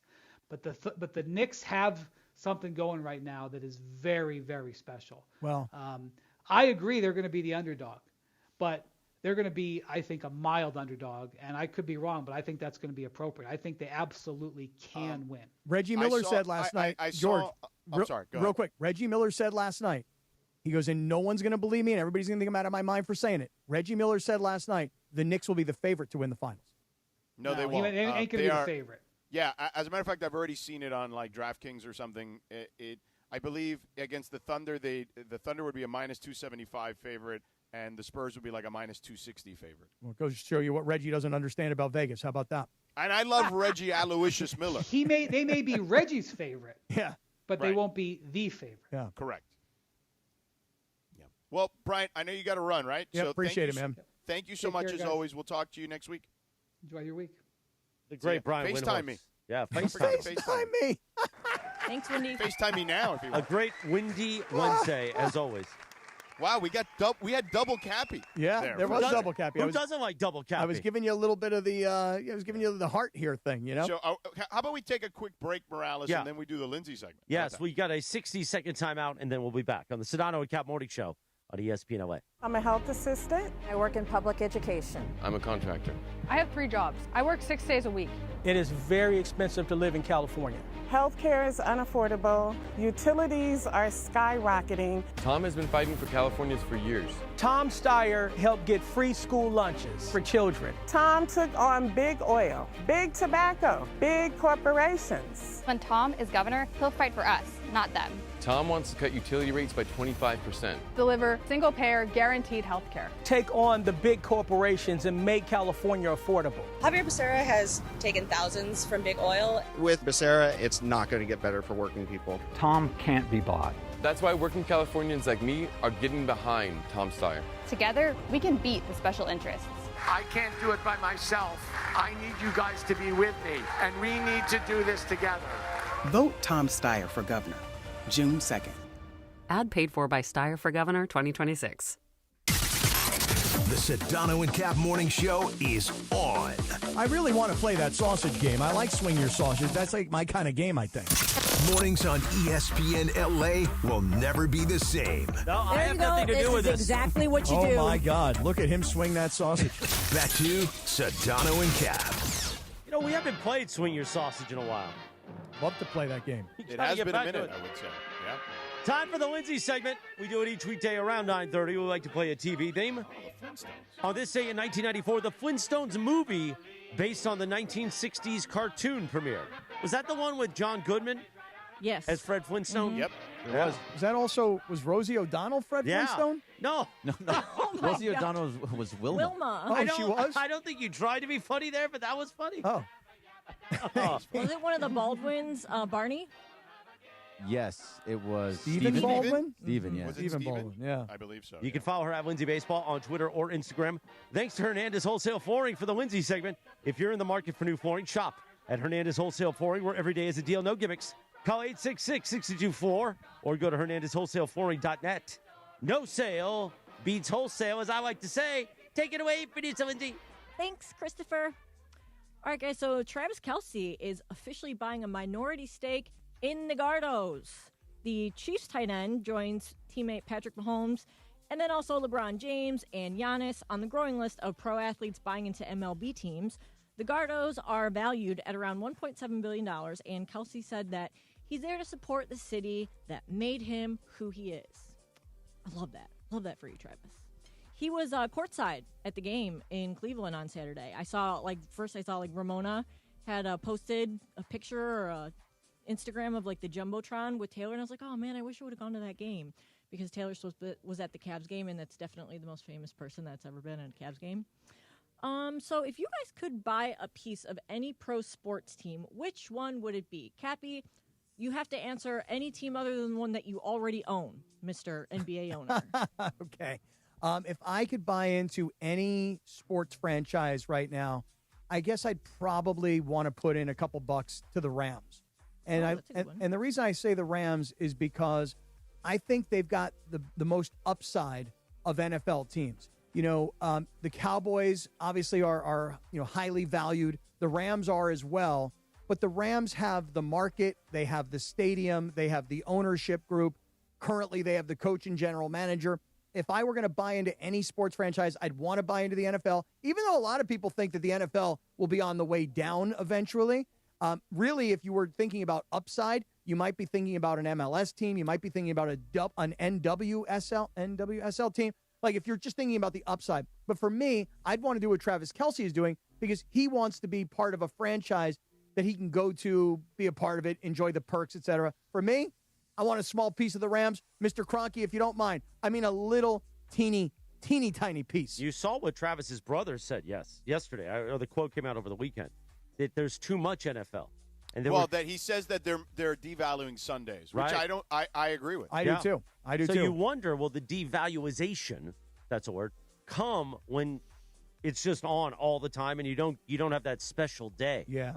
Yeah, I mean, listen, Sundays have been devalued some. I mean, the 1 o'clock slate on the East Coast, the 10 o'clock Pacific time zone, is not going to have as many great games as it used to. I mean, the games may actually be good, don't get me wrong, but, the matchups won't be as sexy as they've been in previous years. There'll be an occasional one here or there, but yeah. Now, Cappy, if you're actually looking for upside, I've actually read a story about this recently. The league with the most upside at the moment. Yeah, I'm curious. Regarding, Wait, I think I know where you're going to go. Let me take a guess. WNBA. Yeah, WNBA is what I was going to guess. Yeah. Has the by a long shot, has the highest ratio for profit at the moment. So if it were me, give me a piece of that Indiana Fever right now with Caitlin Clark. I'll take that to the bank for sure. The reason, just by the way, I know we've talked about it a little bit on the air, but the reason that investing in an NBA team like the Charlotte Hornets, which was something that happened with a group that I'm associated with last year. Yes, Cappy is an NBA owner. Yeah, the reason that there's so much upside. Now, are you actually part of it? I thought it was your buddy. Well, I was part of the fundraising for it. Let's put it that way. So it's a percentage of his buddy's percentage. Yeah, so I have a little teeny tiny percentage. But here's the thing. The reason that an investment like the Charlotte Hornets is so attractive is not just because it's the NBA and it's not just because the city of Charlotte put $350 million into a new facility. Forget all of that. The upside in the NBA is what's going to happen in Europe, George. When the NBA truly expands to Europe. 28-29. Right. Yeah. When that happens, the NBA teams in America, their value will continue to rise, number one. And number two, all of these owners that currently own NBA teams, they're part of the NBA ownership of Europe. So the money is just going to keep on going up and up and up around NBA basketball. Berg, Morales, you guys want to buy some teams? I'm good. I buy stock in Cappy and Sedano. Okay. Berg? Pretty much. Berg, I know you're going to say the Dodgers. No, if I could buy into the Dodgers, I absolutely would. They just print money. They don't need your money, though. What if they're like, we're good? No, they don't. Yeah, we're don't. good. But I do think when it comes for the whole conversation about the football being on too much, that was what Mark Cuban was saying just a few years ago, that pigs go to slaughter. That eventually you're going to oversaturate the market, and that is going to eventually happen. Although I am excited for Cappy and I being at the Thanksgiving Eve game at SoFi, Rams-Packers this year, because we're going to be out late. And when we cross midnight in Inglewood and it's Thanksgiving Day, and all of a sudden I whip out a turkey leg and be like, let's eat this sucker, and we shoot that video, that's a great way to bring in Thanksgiving. Oh, I think you're right. You're exactly right. As a matter of fact, also, you might want to do something like with a nice honey-baked ham on Christmas Day. What? I mean, aren't they playing on Christmas too? Yeah, but we won't be there. That's in Seattle. Oh, well, I mean, still, we should still have some honey-baked ham. I thought you said it was too expensive. Honey-baked ham? Yeah. No, I didn't say I was going to buy it. It's worth every dollar. I was going to say I was going to eat it. Oh, I know. Cap just was complaining about how expensive it was. Shocking last that Cap year, was remember? complaining You don't about ask expenses. the Hebrew brother to buy honey-baked ham. Well, you were talking about how it's so expensive, so you must have checked. Well, I didn't check. I just know that Rachel bought it. Oh. Although now they're figuring out. So it was there. They're trying to figure out how I do post-game show for the road. But over in the back, they're selling that. So now I might be here on Christmas night in here eating honey-baked ham with Sua. Oh, Sua! All right, what's next? What's the next question? So the internet tried to kill off Bee Gees legend Barry Gibb this week. No way. Why would they do and that? Millions of people fell for it. Well, I guess there was a fake R.I.P. Barry Gibb Facebook page, and it racked up nearly 1 million likes over the weekend, and it was a totally made-up story about the guy passing away. So his family sources had to reassure TMZ that Barry is healthy, happy, and living his best life in Miami at 79 years old. And he is the last surviving founder of the Bee Gees, of course, and he is very much staying alive. Ah! Hold on, But hold on. bum. So He's the only one left, right? Because even Yes, Andy, who was yes. like the other brother that wasn't part of the Bee Gees but had his solo hits, Yeah. he killed himself at one point. So the Gibb family has had some stuff. Way to bring it down. Yeah. Well, I mean, it's great songs, though. Well, also, she did just say he's the last remaining. I didn't hear that part. I was thinking about the honey-baked ham. Yeah, the honey-baked ham kind of gets in your head, and then you think about it, and you'd like some, like, nice mustard Because on, I'm like, trying a to push Hawaiian to roll. an 18-hour fast at noon, so I'm starving right now. Yeah. I Well, get it. have Could have had you some of guys- those egg whites with me this morning. I Hard know. to fast on the road, I got to be honest with you. No, it is impossible when you're on the road. Yeah. Just because of the travel part of it. Yeah, no, exactly. You want to eat before you get on a flight, or you eat on the because flight. I can get a little nauseous, so that So that you know, I happened get to motion me. sickness. That happened to me. I never had that before on flying because I was always hammered. But now this was my first sober flight, and I realized on takeoff, oh my God, am I going to vomit? Like I was getting nauseous. So then the trip home, I was like, we got to eat before. I got to get nice, fat, and full. So then I didn't get nauseous. Yeah, it's true. What'd you eat? On the way back, we ate. What did we? I think I had a burger at O'Hare. Oh, at the Chicago Blackhawks bar. Oh, really? You know, O'Hare, I don't know what terminal you were in, but United. they have like a really good sushi place at O'Hare. So here's the weird thing. I saw it. I think it was the same. It was a sushi place in the United Terminal. And I went, oh. And then I realized, well, Stephanie doesn't eat sushi. So I was like, nah, we'll just go somewhere else. So it's fine. Yeah, it's really good. It's they make it right. It's very, they roll it right there. It's, Yeah. It They looked do a pretty good job. high end, honestly. Yeah. Now you go into what else you Well, got? speaking of like the dead celebrities, I was going to ask. Wait, real quick. You know what else I just thought of? Sorry, Lindsay. Oh, that's okay. You know what else they have at O'Hare? What? Skip Bayless's brother is a famous chef in Chicago, and he has a restaurant in O'Hare too. Really? To tie it back to sports. Oh. Yeah. What's it called? You have any idea? I don't remember, but you could look it up. I'm sure. Does he yell I at you could, when he's but I serving the probably food? I don't believe I don't believe he and Skip are very much alike. Oh, okay. okay. So back to the Barry Gibb thing. Do you guys remember like falling for any celebrity death hoaxes? Because I feel like there's been quite a few of them. Twitter has been famous for them many times, and I don't remember who it was, but I remember one time the actual person tweeted, "I'm still alive." But yeah, I mean it happens. I remember when before, so Richard Simmons, rest in peace, he has passed away, but like 2 years before he died, there was this whole like hardcore investigative podcast called like Missing Richard Simmons, where at the end, like nobody had seen the guy for like years and years and years. And at the end, they kind of like implied or insinuated that he was dead, and it was something like nefarious going on with him and his housekeeper. And it made him like have to come out and be like, hey, just so you guys know, I'm still here. I'm still alive. My housekeeper did not kill me. And then he died like, I don't know, like a year or two later, but he was really mad about it. He was mad that, they made a whole podcast about him. There's a good documentary on Well, Richard I mean, Simmons I'd be that just annoyed came too out. if they made a whole podcast about me being dead and I was still alive. I'd be like, "Yo, what the hell, man?" Yeah, poor guy. But there's a good documentary about him on Hulu right now. You should watch I'm sure there is. It just came out. It's fantastic. I actually saw something the other day. There's a documentary. I'm sure you've heard of it because you know them all. Something about like a quarterback who was also like involved in like the cocaine cartel. Yeah, or wasn't that something? called Cocaine Quarterback? yeah. Isn't that what it was called? Is that what it is? He played in USC Yeah, for a minute. he somehow had an affiliation with the USC program. He was like I think he was on the team for Yeah, like a for moment. like yeah. some sort of backup 'Cause guy. he was on the volleyball team, and so then I don't know what ended up happening, but yes, he got recruited to play. You know, he was like a backup of a backup. But yeah, His name was Owen Hansen. There you go. That's also an interesting documentary. Haven't seen that I one would yet watch either. that. Okay, so last one here. Remember, you guys, we talked about Fernando Tatis and him trying to hold on. It's called Tatis. God, I love this story, and I'm not even sure that it's the exact story you're about to say, The but story whatever it is, where I love this story. He tried to sue Big League Advance, Right. because he had signed a deal with them back when he before he made it to the major leagues. Right. They basically gave him $2 million in exchange for 10% of his future MLB earnings. Right. Obviously, he went on to sign this crazy 14-year, $340 million contract with the Padres. And so they're like, all right, we want our $34 million. And he's like, no, I'm suing you because this is predatory. But the judge just ruled last week that he does have to pay the money and then continue to pay 10% of any future earnings. So What was his standing that it was predatory? Just because he was young and didn't know the language of the contract, and he was manipulated into signing it and stuff. What it really was is, I don't want to pay you guys $34 million. Right. You guys gave me 2. I have to give you 34. I don't like that. That doesn't seem equitable to me. I mean, they gave him $2 million without knowing that he'd be when he was nothing. He also had a father that was in the major leagues that probably should know better. Well, that's true. but they take the risk. So whether you're a baseball player, a football player, a boxer, it doesn't matter. You need money as you're young, don't have any, and you're up and coming. And what Tatis talked about was, hey, look, I needed a trainer. I needed a chef. I needed the things that were going to help my body get good enough to become a major leaguer, to even get a $340 million contract. And then once he got paid, and he thought to himself, wait a second, they gave me 2.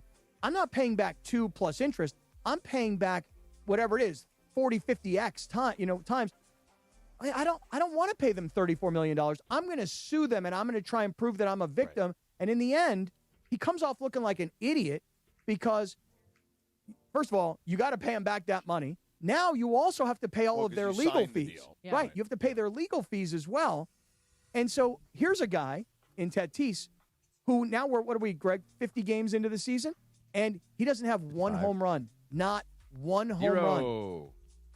Not because he's not hitting the ball hard, by the way. So was he worth the contract, Cappy? It's still a tradable contract. So I guess my answer would be yes, because honestly, like 14 years, $340 million, if you do the math, like he's still an under $30 million a year guy. And he can play a lot of positions. He can play short, second, He's right playing field. second right now. Yeah. It's weird. And he does hit. He's very versatile. And he's very good on the bases. He just, for whatever reason this year, and I know it's the obvious part of it is, well, he's not on the sauce anymore, and his best friend Profar got busted, when he went to Atlanta. But yeah, he still can play, and it's still a tradable contract. But you can imagine what must be going on in somebody's mind, like when they're not performing. What's going on in their real life? In his real life, he borrowed $2 million, and now has to pay back $34 million, and he ain't happy about it. Would you have done that deal? I would have.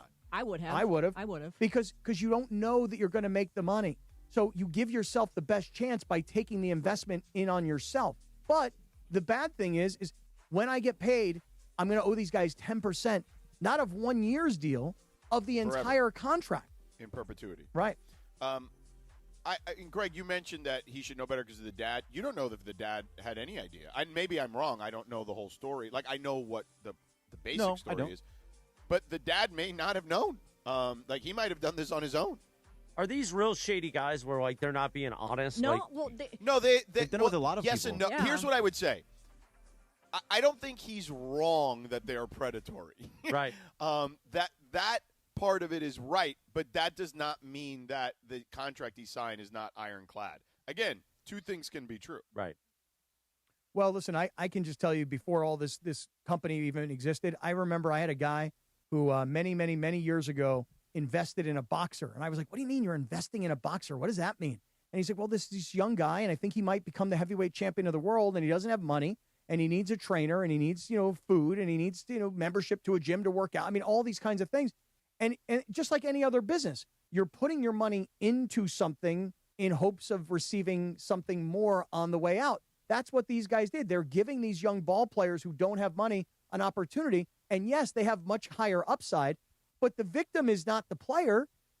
The player needs the money at the time.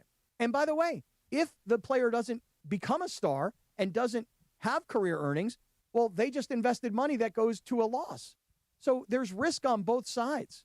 Did the boxer make any money for the He guy? did not. The boxer never really became anything special. Yeah. What I would say is a company like Big League Advance, though, which doesn't just do baseball, they, I believe, if I recall correctly when I read the story, they also, employ scouts who will give them their opinion on whether this person is worth the level of investment. So it's not like they're just willy-nilly going like, hey, yeah, we're just going to give you $2 million.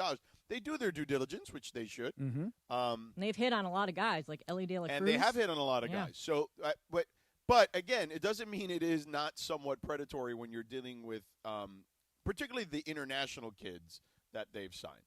When you're young and you don't have money, I'll just call it poor. When you're young and poor, but you're talented and up and coming and you have an opportunity and you need the money now, you can either say, nah, I don't need it because I don't want to have to pay it back. Or you can say, I need this money to help me get to where I want to go. And I understand that the downside for me is I'm going to owe these guys a lot of money in the future. So I'm taking in $2, but I'm going to owe $34 million. That's a lot of money to owe. But you shouldn't really fight something like that if you're a man of your word and you sign a contract. That's the deal. So does the language say? I think what Cappy wants is Cappy League Advance. Oh, I think he's upset he didn't come up with this. No, but George, better. Here's more what I want. I want somebody to front me $2 million. Yeah, but your dad puts money out on the street in Florida. Yeah, but that's different. But this is a perfect reason why you should talk to your friends who are not predatory, who are absolutely helping small business owners like your friends at Cardiff. That's right. Cardiff, by the way, they're already getting a lot of response this morning, which has been pretty good because, you're a small business owner, you're driving around, you're like, I need money. And then we all of a sudden tell you, here's how you get it. And they're like, okay, takes under 5 minutes and I get $500,000 on my account today. Let me see if I'm eligible. I guess you and your co-marketing consultant, Sam Pines, might be happy about this one. Oh, we're going to be very happy.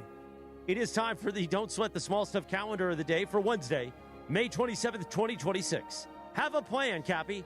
When you have a predetermined plan, something magical happens. Your plan helps you to draw out your inner strength, creativity, and discipline. In some mysterious way, you are usually able to stick to your plan once you have one in place. Oh, it's good advice. It is good advice. Because you know what John Wooden always would say. I was never a John Wooden guy. Oh, really? UCLA. I mean, I have a framed John Wooden thing in my office that my sponsor got me, but I have it turned upside down. Berg, how's the exact quote go? Fail to plan to fail, or something like that, Yeah, I think that's right. Plan to fail to plan. The Sedano and Kap Morning Show, always made possible by the great Jacob Imrani, the official personal injury attorney of the Sedano and Kap Morning Show. If you're injured in an accident, call Jacob, 800-345-6789. That's 800-345-6789. Or call jacob.com. It is time, how we end the show every day. Time for the Dealer's Choice Real Deal with Cappy. Thanks to Seller's Advantage. Want to sell your house? Before you call an agent, call Seller's Advantage. They'll buy it as is with a competitive cash offer. No repairs needed. They make selling easy. Call 888-390-AS-IS for a no-obligation offer, or visit sellersadvantage.com. Providence Realty, DRE 019-15212, Cap. All right, George, the basketball season is going to come to an end. It's going to be summertime, and for me, summertime means the opening of Del Mar and the horse racing season, which, by the way, is going on right now at Santa Anita. Got 2 horses running this upcoming weekend at Santa Anita on Saturday. In the 5th race, got a horse called Aw Geez, and we've also got a horse called Bogarts Bucaro coming back, who's been out for about a year. But I wanted to highlight for you and for everybody else, this past Friday at Santa Anita, the star 3-year-old of our barn, a horse called Decisive Win, got a decisive win. Ghost Written gets clear sailing now at the 3/16th pole, and one more time is outside of him. Sabino Canyon next, and Decisive Win lets it out a notch now. And it's a big win for Decisive Win. Decisive Win with much to show later on. Wins by 6 lengths, and it could have been more. Essos was second. And then it's a photo for third that went to one more time in front of Sabino Canyon. George, if this would have been 6 months ago, decisive win, would have found himself in the Kentucky Derby. He's a 3-year-old. And we have big hopes for decisive win this upcoming summer. So great victory for the Great Friends Stables. And I will keep everybody up to speed. But on Saturday, in the 5th race, Augies, and in the 7th race, Bogarts Bucaro at Santa Anita. Beautiful, man. That's going to do it for a Windy Wednesday. Everybody have a great day. Enjoy your Wednesday. We'll be back tomorrow for a Thursday edition. What did I tease that tomorrow was going to be? Oh, it was going to be a Morgan Wallen Thursday. That's right. He's awesome. We'll see you. He's awesome. We'll see you at 7 a.m. on the Sedano Kap Morning Show. Have a great day, everybody.